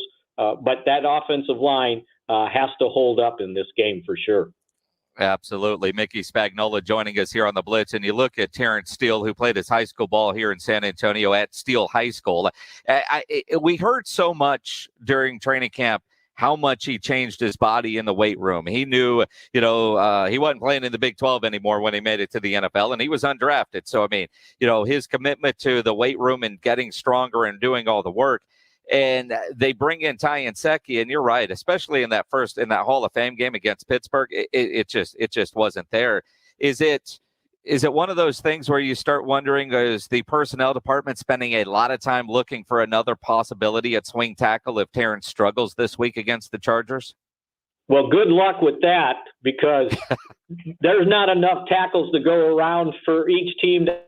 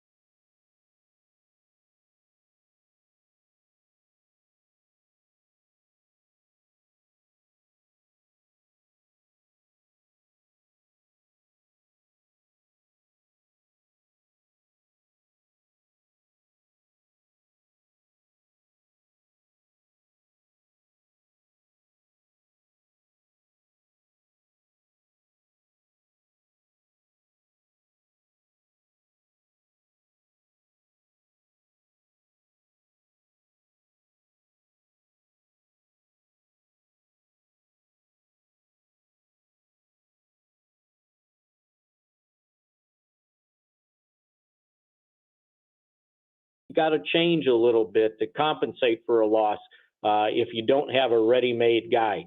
I think they'll at least let Steele kind of ease into the game, give him some help. Don't let him get overwhelmed at the beginning by Joey Bosa, who I'm sure is going to be over the right tackle position almost every snap. And somebody's going to have to prove that they can deal with him. And then maybe as he goes along, he gets a little more comfortable. It's sort of like a quarterback. When you want to get a quarterback going, you give him a couple little short swing passes just to get him in rhythm. Well, maybe you have to do that with the offensive lineman too. Mickey Spagnola from DallasCowboys.com. It's certainly going to be an interesting week for the Cowboys because, again, I look at this and say you just can't start 0-2. Whatever you have to do to go out there and get a win. Out of curiosity, I heard Mike McCarthy said they were going to practice with crowd noise. I kind of get a feeling this is going to be like a de facto home game, if not a 50-50 split, maybe majority Cowboy fans. Am I reading this wrong? Well, I'm not sure what's going to happen at SoFi Stadium. I don't know if the Chargers, gathered a few more fans because they're in a new stadium, or people that are Chargers fans that weren't going to their games now want to go because it is a new stadium. But you're exactly right. The Cowboys have a heck of a lot of fans in Southern California, as we know from training camp and previous preseason games in San Diego against the Chargers. As a matter of fact, Jason, I could remember back, I don't remember what year it was, but the Cowboys opened the season, or it was the second game of the season. It was against the Chargers in San Diego. And they were so worried that the Cowboy fans would overrun the stadium. They put a premium on that single game ticket, meaning if you bought a single game ticket to the Cowboy game, you had to buy another one to another game. They were trying to regulate the crowd that way. So, I think there's a very good possibility that a lot of Cowboy fans right from the start said, okay, we can go to the game. That's 60,000. They're going to let us in. Let's grab some single game tickets. So it'd be interesting to see.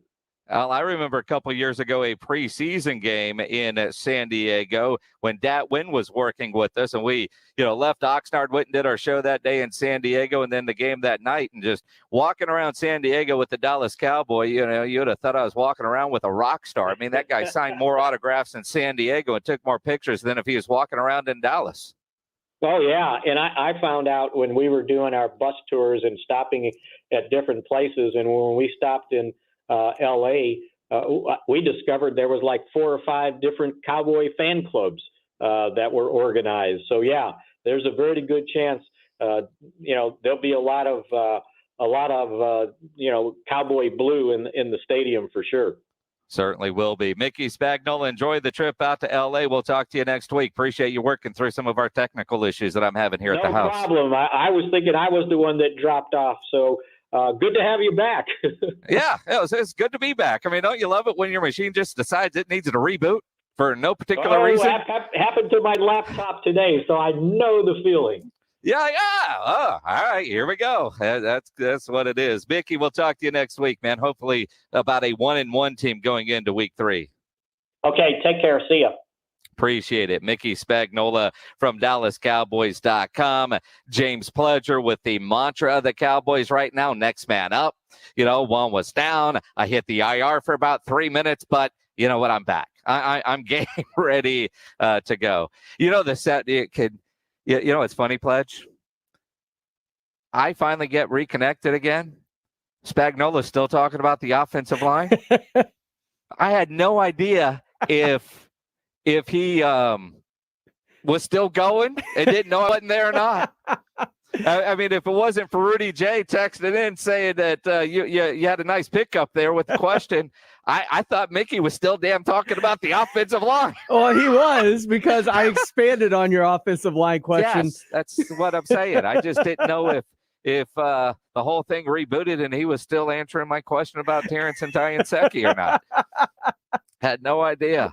If you're a pilot and you understand you lose connection and all the power, and you have no idea. You come back, it's still the same topic. The other part about that is on the video screen, you were froze. So I had the double whammy because I don't know how I was waving at you, and then I realized you weren't paying attention, and you not paying attention is nothing new, but like you just never moved, and you can't sit still for that long ever. So I knew at that point the video was frozen. Yeah, well, we lost video on our end too. So even my internet and StreamYard went away. So it must be something on your end that affected my end. No, because that's I'm sorry. still That sounded really bad. I'm sorry. I was going to say something about your box, but I'm going to leave it alone now. It rebooted. It's working just fine. It just needed a break. I mean, you've been connected all day, so I understand. Sometimes you work things too hard. I just appreciate the fact that in the, I don't even know, year and a half or whatever it's been, we've had so little issue working from home. And when you do, it's just kind of funny after the initial panic. And then it goes from there. It's going to be interesting to see what happens with the Cowboys this weekend as they go to L.A. to take on the Chargers, trying to avoid 0-2. What about the Houston Texans? They looked good against Jacksonville. I mean, they looked good, but it was Jacksonville. They got Cleveland this week. We'll talk about it coming up with the General, John McClain of the Houston Chronicle. He will join us to talk some Texans and NFL. And, there's a game tonight. You got to get your fantasy lineups in. And, you might want to do some of the good prop bets. You can parlay at underdogfantasy.com. It really is a lot of fun. I spent a lot of time doing these parlays at Underdog Fantasy. It's the best new place to play fantasy sports online. They have daily and season-long fantasy sports and their NFL Pick'em game. And that NFL Pick'em game, you pick any 2 to 5 player props to parlay together, and you can win up to 20 times on your entry in one night. You do 5 parlays. $5 bet, you're going to win $100. They have over-under. Pick whether a player is going to go over a given stat line in their game, which is always a lot of fun because you look at it and go, yeah, that guy could do that, or not. I had Andy Dalton this last week, made a little money off Andy Dalton. I might be the only man in America that made money on it. His completions was at 19.5. And I think he hit that in the third quarter.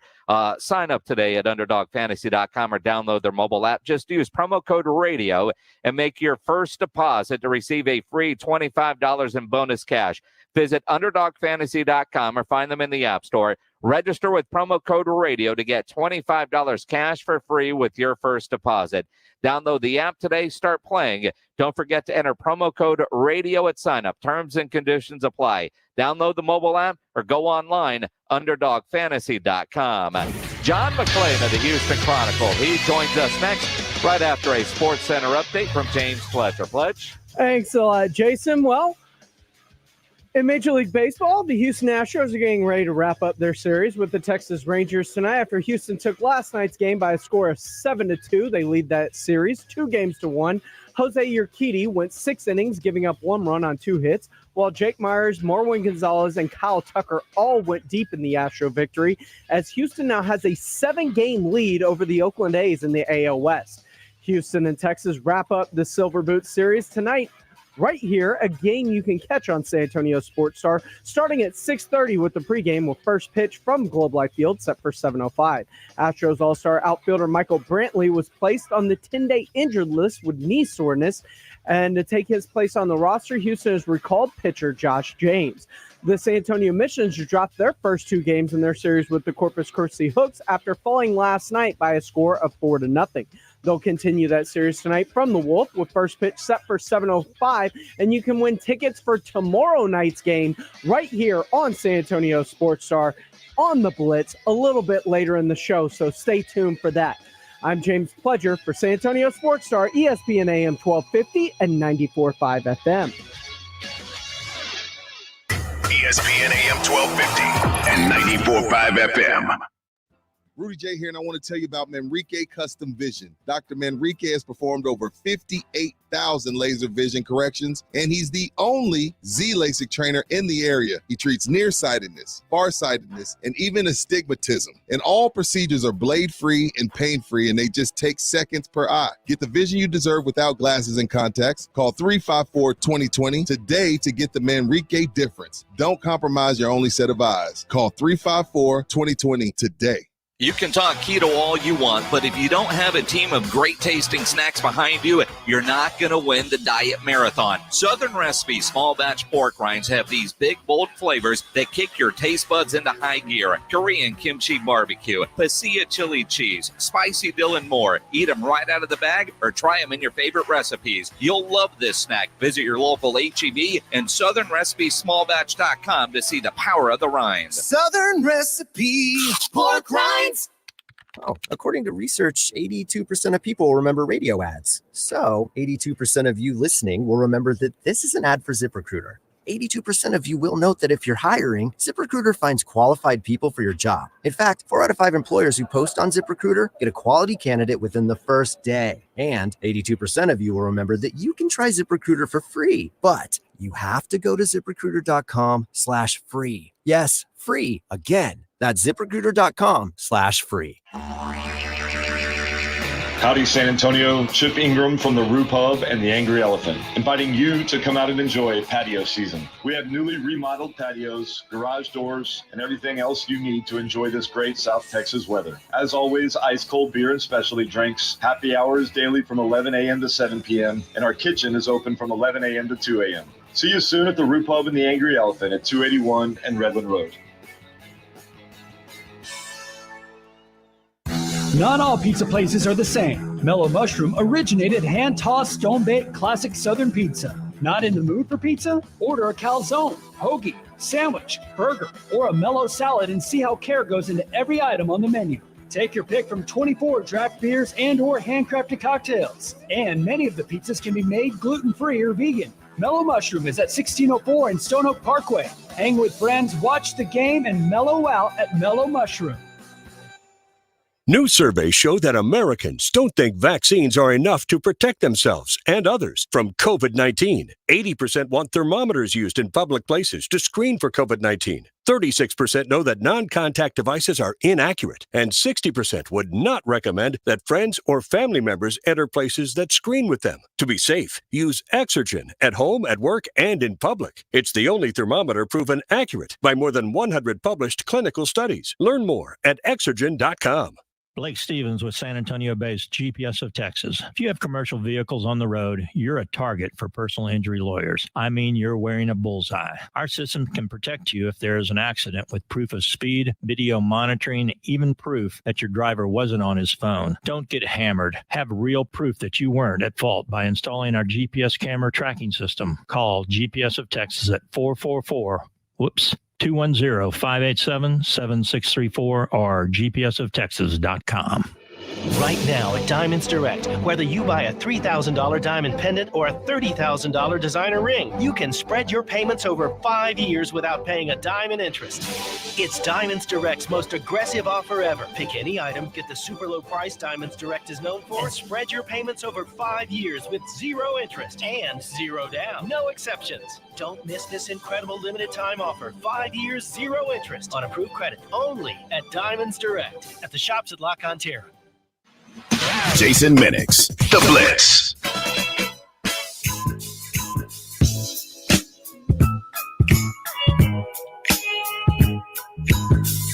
It is The Blitz here on San Antonio Sports Star, ESPN AM 1250, 94.5 FM.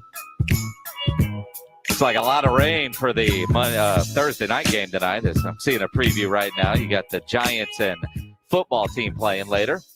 Sunday, the Texans go on the road, face an old friend in Jadeveon Clowney. They take on the Cleveland Browns. Let's talk about it. John McClain of the Houston Chronicle joins us now. And, John, I got to say that the Texans looked good, so much better than I think so many people thought in their win over Jacksonville. What impressed you most about what you saw in David Coley's debut? John?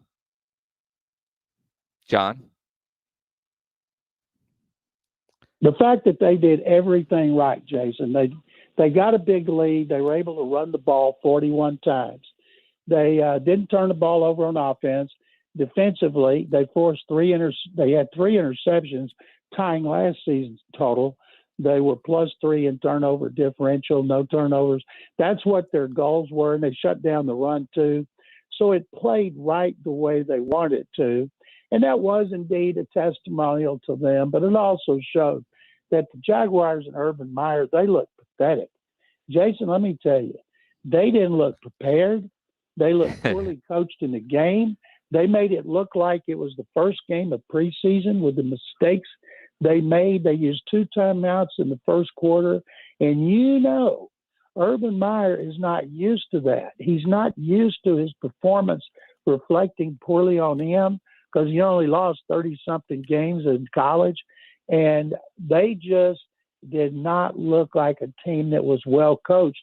And he made sure to hire a lot of longtime NFL coaches. What surprised me most is, it's Lovie Smith. The defense they're going to run. And, they came out and acted like they weren't prepared for it. I mean, it's weird to say an NFL team look completely unprepared and surprised. But Jacksonville did. And I don't want to take away from what Houston did, but I think a lot of it was Jacksonville just looked unprepared for their first game. And that's a very fair assessment because it's the truth. Now, Trevor Lawrence, they were down 34-7. Then Lovie Smith went into 2 deep coverage, keep everything in front of him. So he threw for a lot of yards. He ended up with 2 touchdowns in mop-up time to make it not respectable, still 16 points, but it was closer. And there you saw Lawrence make some really good throws, but he made some mental mistakes. He's trying to throw the ball down the field, going to his left, and that might have worked at Clemson, but that doesn't work in the NFL. Those are mistakes that he's not going to make when he gets more experience. But they didn't run the ball well. Then when the Texans got the big lead, they had to abandon the run. I thought they threw too much from the get-go. I thought they'd come out with James Robinson, a 1,000-yard runner last year, and run him a lot. They didn't. They ran Carlos Hyde more than him. I don't know if Robinson was hurt or what. They didn't incorporate him as a runner and receiver like I thought they would. And, they've got Darrell Bevell, longtime NFL offensive coordinator, calling the plays. They've got Brian Schottenheimer, longtime offensive coordinator, as the passing game coordinator. So it's not like they didn't have experience, but they look like a team, a ragtag team that had been put together at the last minute. John McClain of the Houston Chronicle joining us here on the Blitz on San Antonio Sports Star. I think the other thing offensively that surprised me, and it wasn't that Tyrod looked good. It was 26 attempts for Mark Ingram. I thought there'd be a little bit more of running back by committee. I didn't think Ingram was going to come in and be the bell cow. Can we expect that moving forward? Well, I wouldn't think so, and nobody's going to be able to carry that ball that much. He averaged 3.1 yards a carry, ended up with 84 touchdown. His longest run was 11. They ran 41 times for 160 yards, averaged only 3.9. The only carry that was longer than 11 yards was Tyrod Taylor, who ran 3 times for 41, and he had a 29-yarder. So there's no way Mark Ingram can carry that load, but he's a tough, physical guy. And when you get a lead, he's a good guy to count on, to pound it between the tackles. But at some point, probably Sunday in Cleveland, they're going to have to come from behind and throw the ball more, even though Tyrod Taylor still threw 33 times for 291 yards, and he was only sacked once for 2 yards when he was trying to run by the sideline.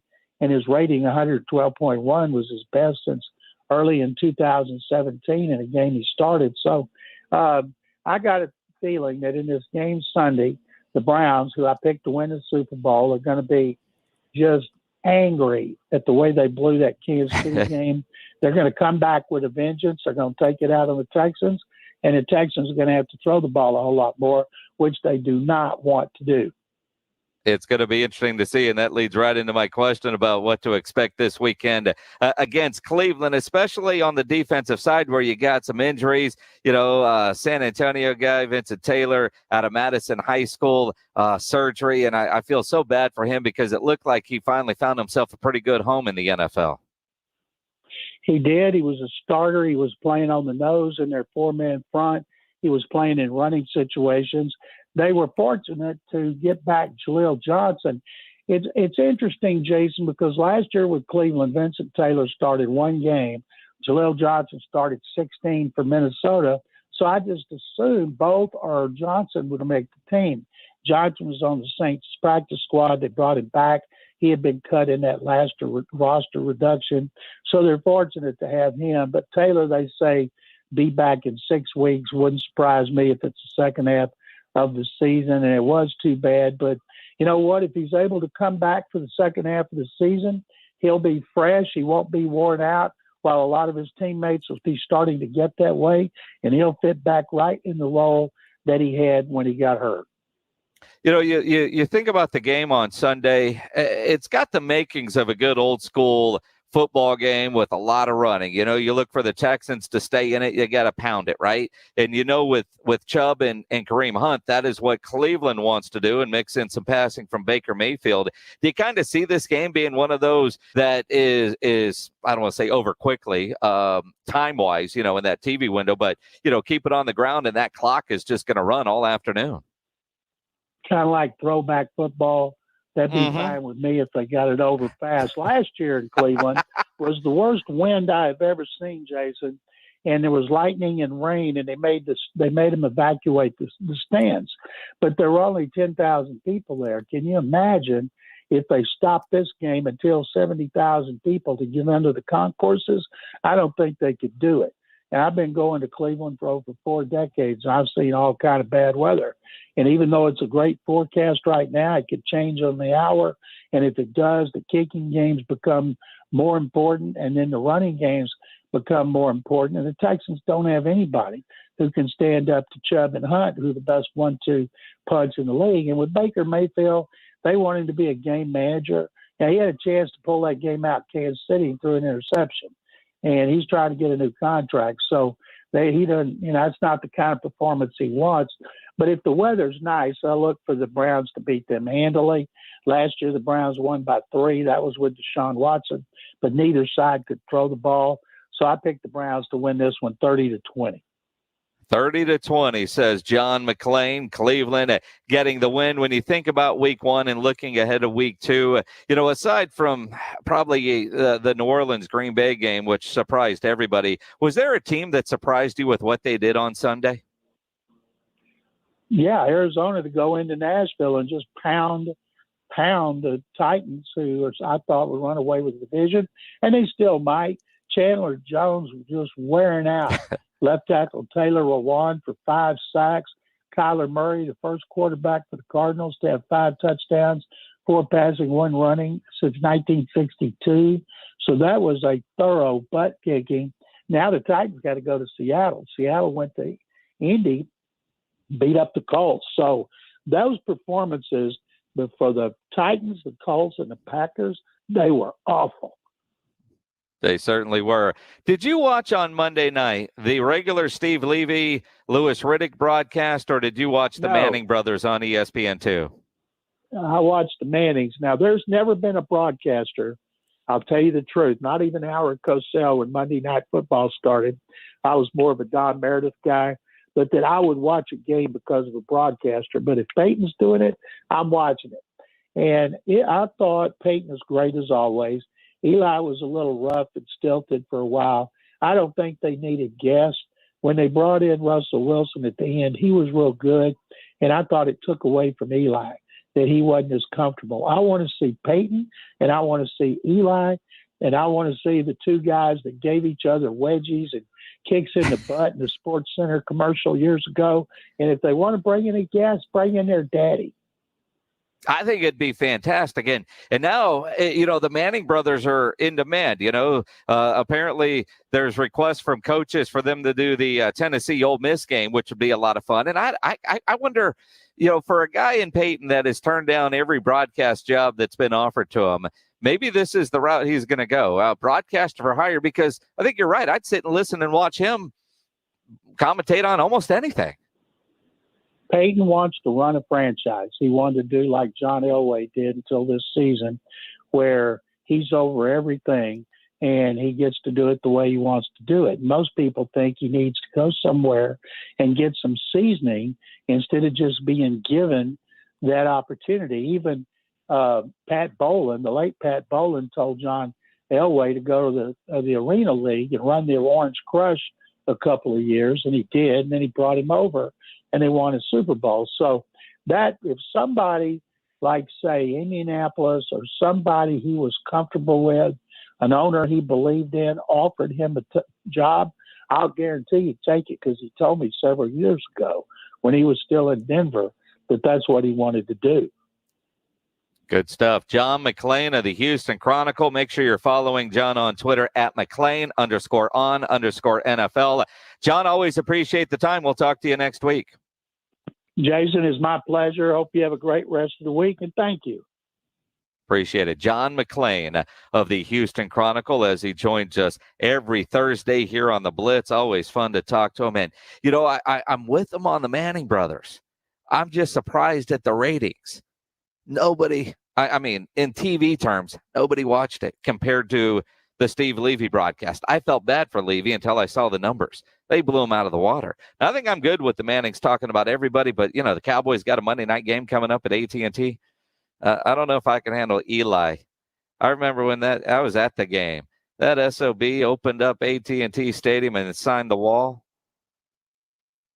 I mean, my seats in that game were in a different zip code. I mean, we were way at the top, whatever it took to get there. I mean, literally. I mean, I could see the top of that TV. But I remember watching that kick go through. I was just, you know, Eli, I just don't know if I could watch him on Monday talking about my Cowboys. But I would love to see him do Tennessee Ole Miss. I think that'd be a lot of fun. They've got to make that happen. SEC Network, get them. Get that game there. It's what it is. It is the Blitz here on San Antonio Sports Star, ESPN AM 1250, 94.5 FM. It is a Thursday. That means What's on Tap, brought to you by Sam's Burger Joint, is coming up right around the corner. We'll talk some college football with Taylor McCarg in the 6 o'clock hour. Out early today because we got Astros and Rangers coming up at 6:30. Also, 6 o'clock in about 13 minutes, we're going to give away a $50 gift card to Tri-County Meat Market, Grilling with the Blitz. You can upload your grilling photos at sasportstar.com to get that $50 gift card to Tri-County Meat Market. And you know, if you're going to fire up that grill, you need to get into Tri-County, because, yeah, great meal starts with great meat, and you're going to get the best meat at Tri-County Meat Market. They're a great locally owned full-service place that has carefully selected certified prime Angus beef cuts, Wagyu, upper choice. They even have their own homegrown Wagyu. You talk about farm to fork Wagyu. It doesn't get better than that. They've also teamed up with Dean and Peeler out of Floresville for more locally sourced meats. Dean and Peeler, great spot, but you don't have to drive all the way down there. They got it there at Tri-County Meat Market. Whether you're looking for beef, you need chicken, you need pork, you need fajitas, you need poppers, you want St. Louis ribs, you want baby back ribs, you want beef ribs. They got it all for you there at Tri-County Meat Market. You need wings? They got them. There's no better place than Tri-County Meat Market. Their brisket burgers are fantastic. I'm starting to think about the tailgating for Saturday out at UTSA. Go by the Tri-County Meat Market. Take advantage of their Pick 5 for $25. And if you're in the military, your first responder, you know you're going to get a 10% discount. Tri-County Meat Market has two great locations. One on Ralph Fair Road. The other is on Huebner. Or go to the website, tricountymeat.com. Our shoes have more miles on them than your car does. This is San Antonio Sports Star, ESPN, AM 1250 and 94.5 FM. Happy hour is back at Twin Peaks, and we're offering up more than just great drinks. Score yourself some chips and salsa for just $2. Your choice of mozzarella cheese bites, chips and queso, or fried pickles, where they're just $4. And the triple play quesadillas or 6 boneless wings, that's right, only $6. Each of these epic appetizers are craveable, shareable, and delicious. And what a deal. Happy hour at Twin Peaks just got better. See you Monday through Friday, 2 to 7 p.m. Again at late night. Get to Twin Peaks, eats, drinks, and those scenic views. If your family depends on your income and something happened to you, what would happen to them? You need life insurance, and SelectQuote can help you get it at a price you can afford. SelectQuote found Jacob, 40, who's in excellent health, a 10-year, $500,000 policy for only $19 a month. Not in perfect health? Don't worry. SelectQuote found Tanya, 40, who has type 2 diabetes, a 10-year, $500,000 policy for only $32 a month. We shop companies like Protective, Prudential, American General, and others to find you the company with the best rates. Give your family the security they need at a price you can afford. For your free quote, call 1-800-519-0449. That's 1-800-519-0449. Or go to selectquote.com. That's 1-800-519-0449. Select Quote. We shop, you save. Get full details on the example policies at selectquote.com/commercials. Your premium could vary depending on your health, issuing company, and other factors. Not available in all states. There's never any FOMO with the iHeartRadio app. You won't ever have to miss out on your favorite shows and contests with this radio station again. Radio 24/7, 365. We're here when you want us. Stay connected and listen anywhere when you download the free iHeartRadio app. Now's the time to get a great deal on Kubota construction equipment, featuring durable Kubota engines, more comfort, more productivity, more get it done right. The Kubota construction lineup shows up ready to work every day. Right now, bring home select Kubota equipment for 0 down, 0% APR for up to 48 months, or save up to $7,000. Now through September 30th, 2021. See us or go to KubotaUSA.com. From the Gulf of Mexico to the hill country of Texas, Ewald Kubota is your Kubota dealer. If your definition of free time means arguing with your spouse, you might want to pick a new hobby. Call DivorceDude.com at 210-201-0303 and ask for Mark, the Divorce Dude with Polling Law PLLC. DivorceDude.com can help you get a fast, affordable, agreed divorce. But if you want to fight, the Divorce Dude can fight for you. DivorceDude.com gives you easy legal options and sticks with you every step of the way. If the marriage is over, why fight? DivorceDude.com. It's that time of year again, and all eyes are now turning to football as teams are back on the gridiron. Head to the website or use your mobile device and bring the game home with betonline.net. Saturday afternoons mean one thing: college football. Hear games from all Power 5 conferences all season long, every Saturday from San Antonio Sports Star, ESPN 1250 and 94.5 FM. Hey, this is Sarah Spain, and you're on San Antonio Sports Star, ESPN AM 1250 and 94.5 FM. The Blitz wants you to know what's on tap. Brought to you by Sam's Burger Joint. It certainly is. Lots on tap this weekend. It is time for What's on Tap, brought to you by Sam's Burger Joint. You can check their whole schedule, get tickets, see the menu. They're at samsburgerjoint.com. They got some music tonight. Although, Pledge, I don't know about this band, but it's called the Sufferers. The Sufferers. So you're going to suffer through the show? Suffer? Are they the Surfers? Is that a typo? No, that's not a typo. There was 2 F's. All right. So the Suffers. Easy for you to say. Marcy Grayson, Blackbird Sing is out at Sam's Burger Joint on Friday, Blue Water Highway on Saturday. Sunday, it's Sunday Burgers and Brews with Acoustic 57. Nathan Hamilton is going to be out there on Wednesday. LOL Comedy Club has a show tonight with Michael Loftus. I think I'm saying that right. He's got a Netflix series coming up. He's written for like the George Lopez Show, Charlie Sheen, Kevin James. You know, he's one of those big dogs, but, you know, he's been touring for over 20 years. So get out to LOL tonight. Should be a lot of fun. Green Hall has Silver Cloud. Paula Poundstone is at the Empire Theater. Seems like a lot of fun. Yeah, Friday it should night, be. Friday night and through the weekend, D.L. Hughley is going to be playing out there. If you've never seen D.L. Hughley at LOL, you need to go see D.L. Hughley out at LOL. You've got a lot of opportunities this weekend. That's always a fun show. Van Wilkes is at Green Hall. At Pix is Dennis Dietz and Satellite. Flores Country Store, they got a big-time show on out of Flores on Saturday or Friday night. Clay Walker's going to be out there. I always kind of not like reading what's on Friday nights because you're busy. I've got high school football. Do I need to start omitting Fridays? No, because this isn't for me. This is for everybody else out there. You say Although it's not for you. Heading out to Clay Walker, going up to Green Hall. Tomorrow night, you can hear Madison and Churchill. And Rudy J is going to be doing the game with me. Kevin Brock gets the night off, so Rudy J is going to be hanging out with me for Hill Electric High School Game of the Week. Isn't it past his bedtime? Yeah, he gets naps. It's all good. Saturday night out at Green Hall, the Chad Cook Band is going to be out there. Now, I'm going to guess that's a different Chad Cook than the Chad Cook that I know. Guy nicknamed Tank, used to play for the San Antonio Talons, does real estate here in San Antonio now. Who knows? Maybe he's musically inclined. He ain't playing at Green Hall. I can promise you that. Majestic Theater has Forever Young. Is that a band or is that a play? It's a band. Oh, okay. It's a band, Forever Young. It's a band, and they're a bunch of hits from classics. I'm guessing it's going to revolve around. You have no idea.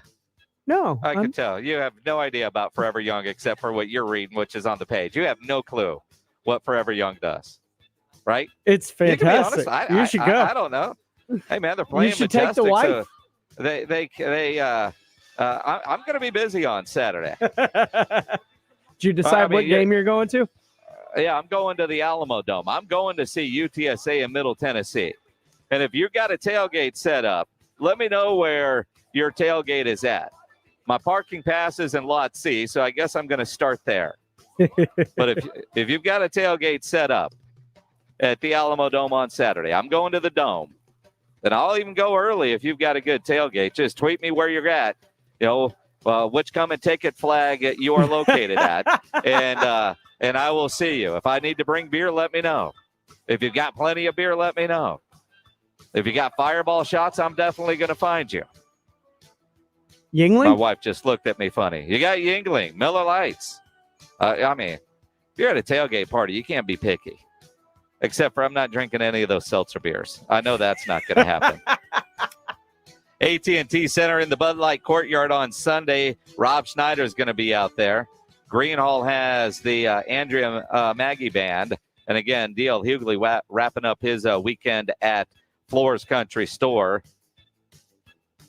On, let's see, there's good stuff happening. Let's see, I'm skipping down. My Fair Lady starts Tuesday. They got a run through September 26th out at the Majestic. That is a play. And they are going to be at the Majestic through the 26th. So lots of different things happening this weekend. That's what's on tap, brought to you by Sam's Burger Joint online at samsburgerjoint.com. Now, that helps you make a lot of plans for your weekend. None of you are planning on getting arrested, but some of you will. It happens, whether it's you or maybe you get a phone call from a family member or a friend. You get arrested. You want to get out of jail fast. Best way to do that is to call my good friend Albert and his great staff at AA Best Bail Bonds, 210-225-2121. Text the word bail to 474747, or you can even start the bonding process online at mybestbailbonds.com. You don't have to call attorneys or anybody else to get out of jail, and you don't want to be forced into a PR bond. If the jail offers you a PR bond, make sure you truly understand what all those conditions are before accepting it. Your best option is AA Best Bail Bonds for stress-free bail bonds because nobody beats their price. They have payment plans available, a free shuttle service. They're open 24/7 to get you out fast and have offices all over San Antonio and Texas, services nationwide. So if you're up in Dallas, down in Corpus, in the Valley, anywhere in between, license number 149. Call AA Best Bail Bonds, 210-225-2121. Text bail to 474747 or go online, mybestbailbonds.com. Cowboys football is not a gentle game. That hurt. Cowboys football is not soft. Cowboys football is war. Just don't use that helmet as a weapon. When you want total Cowboys football coverage, get it here on the home of the Dallas Cowboys Radio Network. This is San Antonio Sports Star, ESPN, AM 1250 and 94.5 FM. Dig a trench, gravel the driveway, remove a tree stump. To tackle the big jobs, you need the power of Kubota. At Ewald Kubota, we have the tractors and construction equipment to get it done fast and get it done right.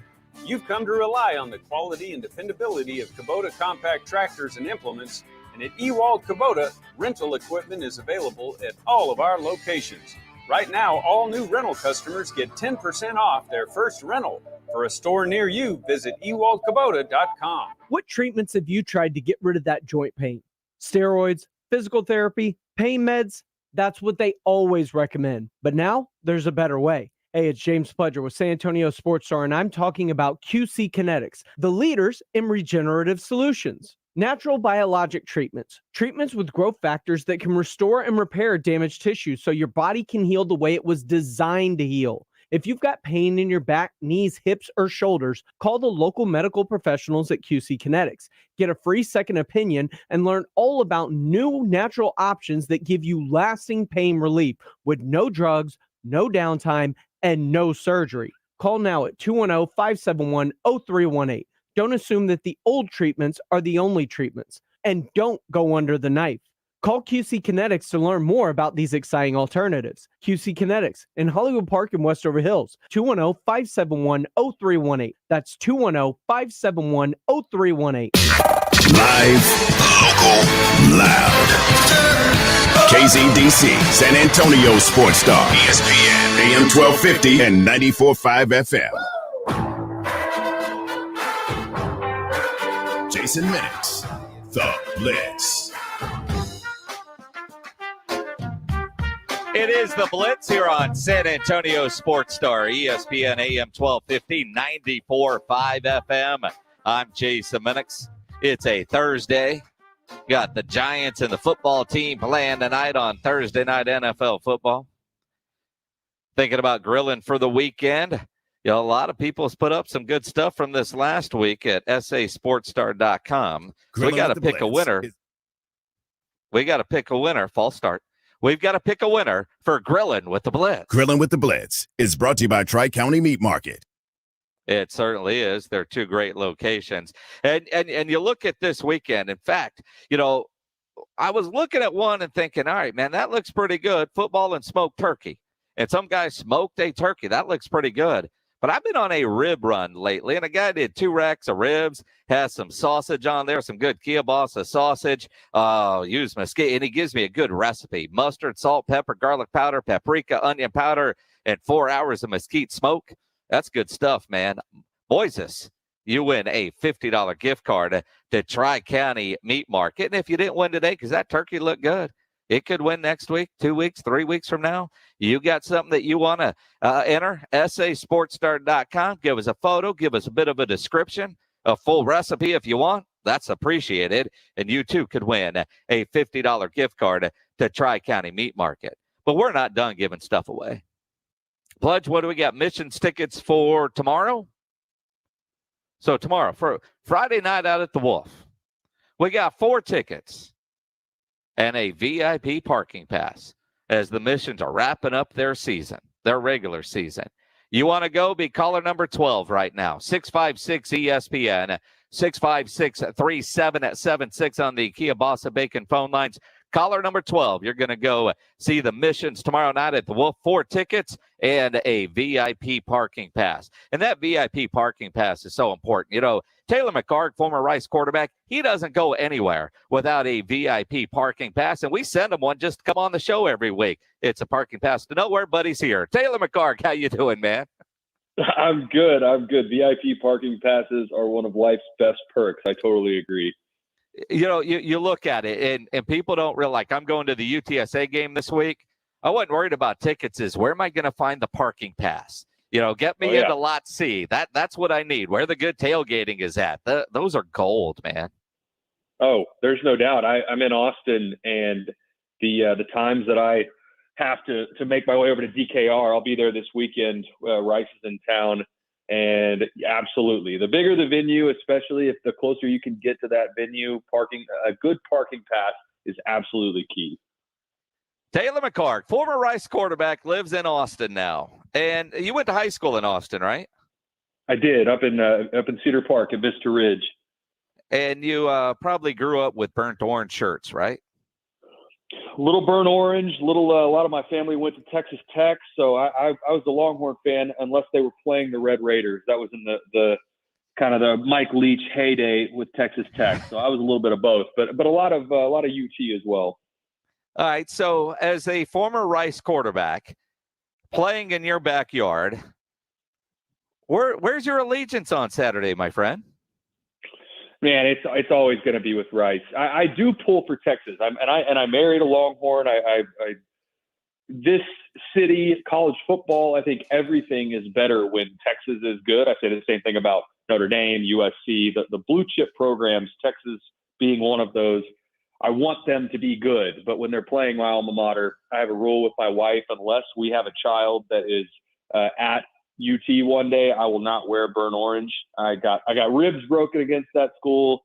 I'm not going to wear burnt orange unless for that stipulation. But we will be there on Saturday. All right, so you're going on Saturday now. I'm not knocking Rice. I'm not, but like last week, Texas and Arkansas, there were a lot of friendly bets being made between Horns and Razorbacks. Do you make any friendly bets for Rice against your Longhorn friends or your wife in this case? You know what? Honestly, Jason, this week has been so interesting because UT has the wind completely taken out of their sails. And you listen to, local talk radio, just in, you're in casual conversations with Longhorns. I'm really interested to see what the crowd looks like on Saturday. It's a night game.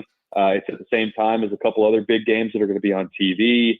I wonder what the turnout's going to be like, because Rice is not very good this year. They really struggled last week against Houston. And coming off of that loss, I'm not sure what this crowd is going to look like. I expect Texas offense to look a lot better than they did. And on defense, they should not have too much of a trouble with Rice's offense, who's really struggled in the first couple weeks. I do have a couple little side bets with some coworkers, but I will tell you, the city feels very much like the wind has been taken out of their sails coming off of last week. It's still going to be a good crowd, but is it going to be 60, 70? I mean, where's the bar that you're looking at? If they don't hit that number, then you go, Chris Del Conte, what are you going to do here? Sark, man, this is a problem. Yeah, I always measure it by the home upper deck. When that side gets thin, that is the part you don't really notice it on TV because the camera points the opposite direction. But when that side gets thin, that's when you have problems. Student section, for the most part, and this is every student section everywhere, but if Texas is up like they should be at halftime, they're going to lose part of the student section as well. But I am interested to see, I think if you get close to that 50, 55 number for actual butts in seats, that would not totally surprise me this week, because that opener against ULL, it was a ranked team that came in, and I understand it was about 1 billion degrees outside during that game, but it wasn't a very good crowd at that game either. There were still quite a few seats left open in the new end zone facility and both upper decks. So I will be interested to see what the crowd looks like this week. Former Rice quarterback and ESPN analyst, college football analyst Taylor McCarg with us here on the Blitz.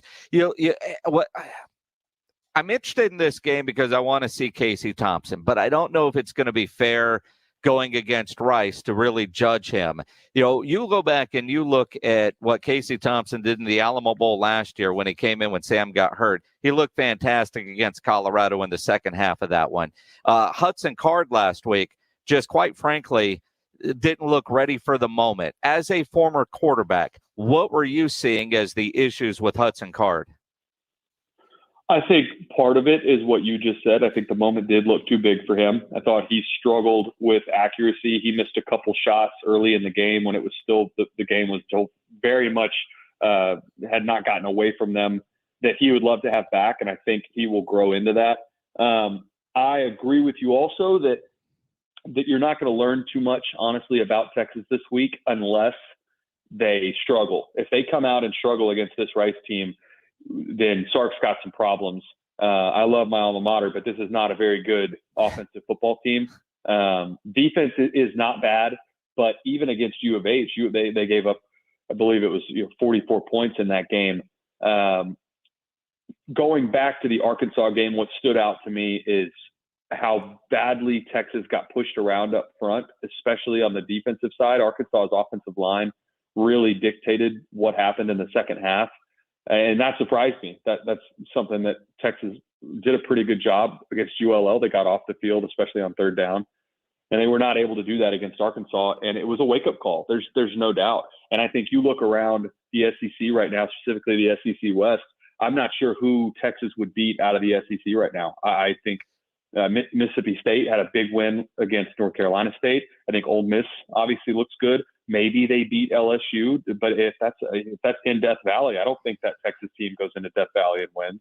So for UT fans, I think you be thankful that there's this buffer period where you get to stay in the friendly confines of the Big 12 for at least this season and beat up on, hopefully, a down Oklahoma State team and a down Texas Tech squad. And we'll see what happens in the Red River rivalry. I think Oklahoma should win that game convincingly against this Texas team if they play like they did against Arkansas.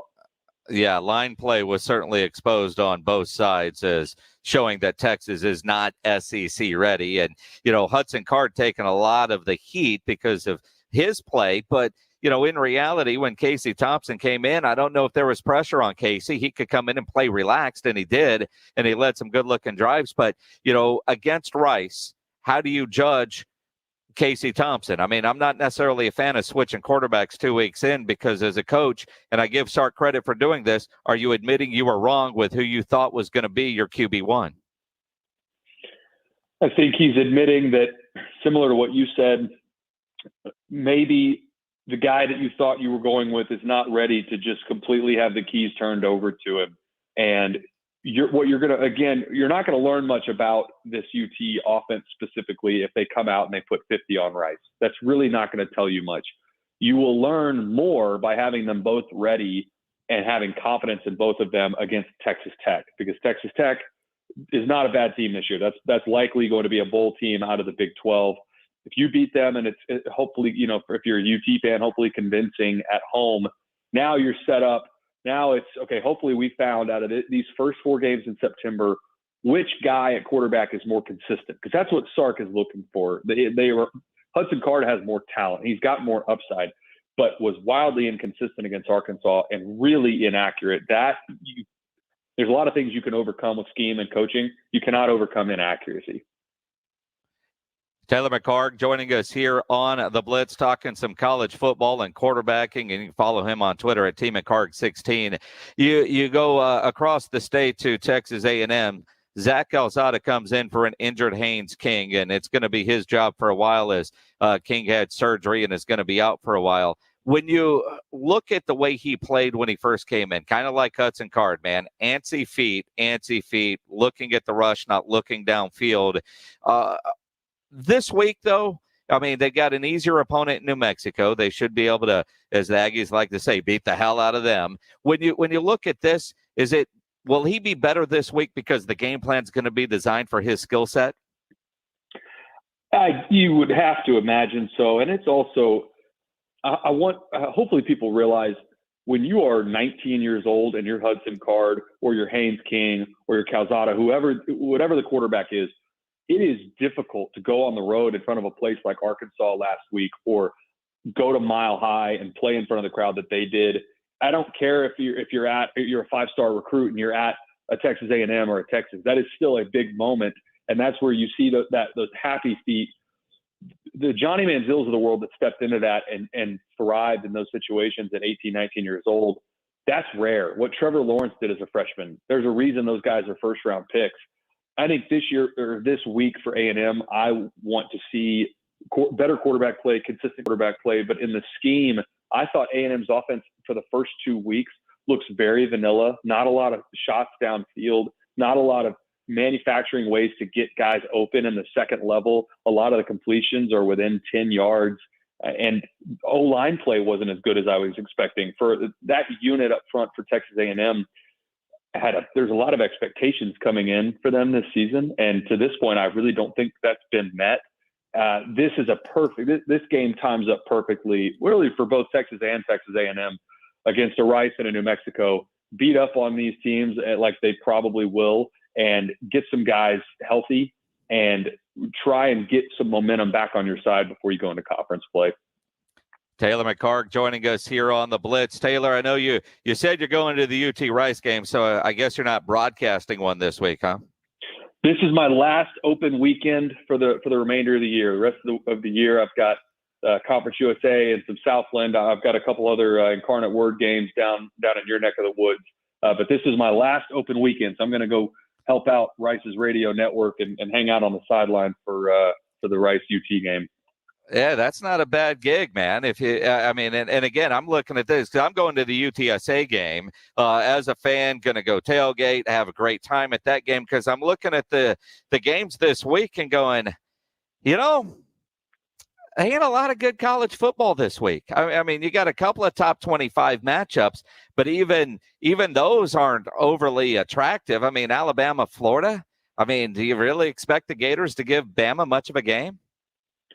This weekend has a couple that I find really interesting, but you're right. This is sort of the last weekend before we really get into the conference play. I will say the same thing about this week for Alabama as I did in the opener against Miami. I feel like I've seen this movie before. They're a 14-point favorite. I think they probably win by closer to 3 scores, closer to that 20-21 number. Florida has a QB controversy, whether they're admitting it or not. And I don't think they can keep up with Alabama. I also am really interested to see Michigan State go down to Miami. Michigan State's an underdog in that game, and I think they probably win outright. And then the last one that I think has there's implications on the line potentially for the college football playoff in this one, specifically out of the Big Ten. Auburn going on the road to Happy Valley and playing Penn State. That's a big game. And with what is happening in the Big Ten right now, with Ohio State losing, Iowa winning their first 2, this is a big game for Penn State. And if they can get a win at home against this top 10 Auburn, that's a big game. The rest of the slate, I agree. There's some matchups that really aren't that great. The UTSA Roadrunners, I'm interested to see as this season progresses. I think they have a chance. They keep winning games. You might get UTSA inching towards that top 25 marker because they've got to win over a Big Ten team. They're playing really well. They've got all the pieces. Jeff Traylor has them rolling. That is a really good football team. And if they make a run in conference, Marshall got up to something like 17 last year when they were undefeated. Don't be surprised if you look up at the beginning of November, end of October, and UTSA is getting some outside votes for the top 25.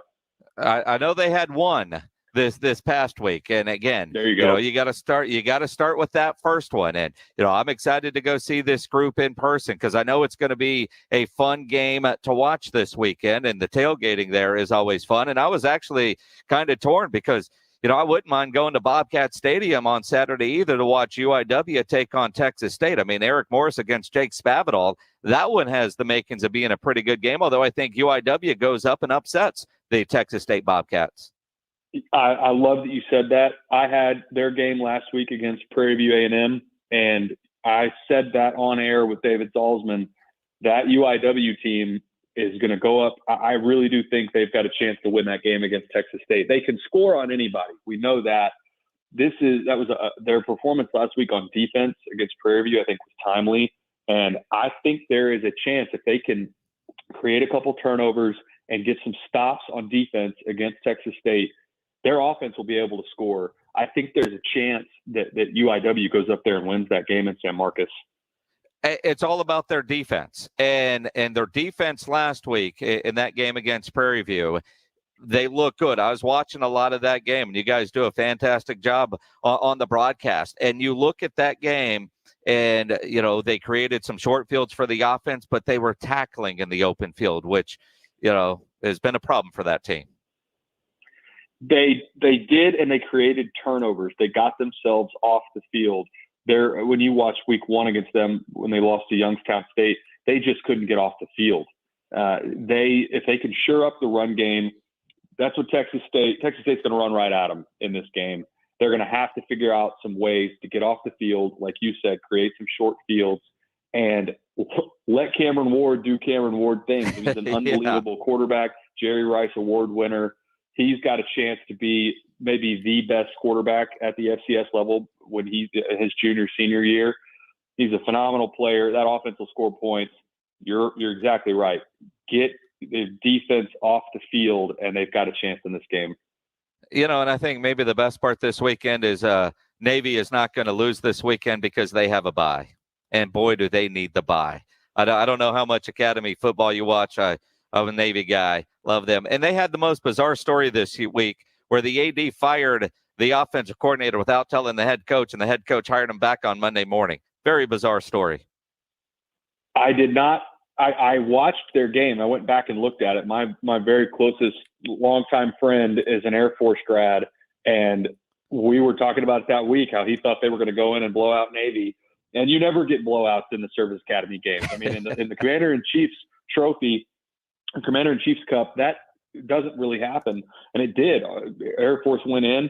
And they got some really late scores. They make it 23-3, but it was a game for 3 quarters. And even to pull away late, you know this, Navy, Army, Army, Air Force, any combination of those games, it's usually a 1-score game. Even if one team comes in struggling. Navy looked really bad against Marshall. I went back and watched that. They've got Ken Niumatalolo's got a kid. I am surprised to hear that about the AD coming in and firing offensive coordinator without telling him. But I'm not surprised that somebody's hinting they need to make some changes on the staff. Well, I mean, Jasper, and again, you go back and go read about it. I mean, you've got a coach, an AD, and an offense coordinator that have been there for about 20 years, right? It's not like it's a new guy that doesn't know how things work. And I don't know, it's the academy. There's a chain of command.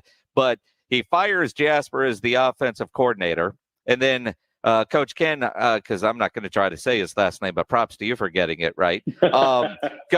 Coach Ken then brings him back, but he's just the quarterback's coach now. And I don't even, because they don't have a quarterback. I mean, it's hard not to find somebody that can hand the ball off, but they can't even find that right now at the academy. It's sad for the mids. Well, Ken Niumatalolo has had success there. You hope he can find that. That is a place that is when teams get momentum against the Service Academy, it's really difficult for them to come back, because that's honestly something that the Service Academy should really try to lean on, is playing with emotion. Schools don't like playing the academies. They don't like getting cut. They don't like playing that brand of football. But when you go in and have the pretty good feeling that you're going to blow out a team like Navy, it's really difficult to get on the other side of that. Yeah, I give you a ton of credit, Taylor, man. You talking Navy football was probably the furthest thing from your mind when James Pledger called you. Hey, I watched it all. My wife thinks I'm crazy. I watched every second of UAB Jacksonville State last week or 2 weeks ago. I'm going to have 2 screens on tonight. I've got Ohio and ULL will be pulled up. I watch it all. Man, I tell you what, I think your wife is right. I'm glad that you're still married. Me too. My wife uses the term football widow, and we've got a sign that she puts up every season that says, "We interrupt this family for football season." And I think there's a lot of truth for a lot of us, but I don't know that my wife would let me watch UAB Jacksonville State. Just saying. Hey, you know what? You get kudos then, because I see the grilling that you put up. I got to make it down to your house for one of these barbecue sessions at some point, because you got it going on. Dude, invite's always there for you, man, when you're coming down to do a UIW game. And, hopefully you get an afternoon game so you can really enjoy the post game, if you know what I mean. Yeah, absolutely. I'll do it. Good stuff. Taylor, we'll talk to you next week. Always appreciate the time, my friend. Absolutely. Have a great weekend. Appreciate it. Taylor McCarg on Twitter, T McCarg16, former Rice quarterback, college football analyst with ESPN, does a bunch of games, and a good dude. Staying busy. Jacksonville State UAB, I can get away with a lot of things. That ain't it. I don't know that I can get away with that one. I really don't know that I could get away with that one. I know, Joe. I know you couldn't. Yeah. I mean, there might be an NCIS rerun that would go in place of that. Although she's been out of town, she just got home, so I know we've got to watch the current Ted Lasso. But there's football team and Giants coming up, and then there's the Astros and Rangers, and so it might be a while before I get Ted Lasso in. I mean, the good news is you can spin football team and Giants, because that's scouting. If it's NFL, I get a pass. If it's if it's schools that she's heard of, I'm allowed to watch. You know what I mean? unless we're going to the game. You know, Hofstra Cornell, not so much. And I'm loving to see Gabe Santana on Twitter says you're going to the game this weekend. Tailgate at C3. They have a lot of stuff: music, food, beer, fireball, TVs to watch the early game. See, that's what I'm looking for, the big setups. You know, but what I need to learn when you're, because, you know, well, we didn't go to a game last year because, you know, COVID. And I kind of stopped going when Frank was coaching because I don't like to watch paint dry for money.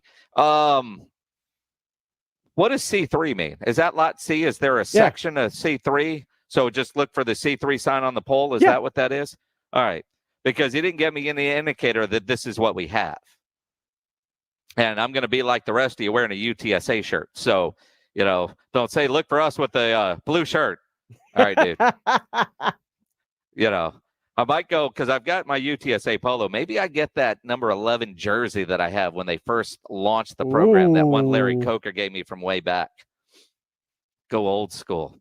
We've got Astros and Rangers coming up next. R&R in the morning has Mike McCarthy, the Cowboys head coach, brought to you by AA Best Bail Bonds. Wake up with R&R and Coach McCarthy right here on San Antonio Sports Star. Hey, San Antonio Sports Star listeners, this is Michael Kielbasa with Kielbasa Smoked Meats. Thanks to fans like you, you can now buy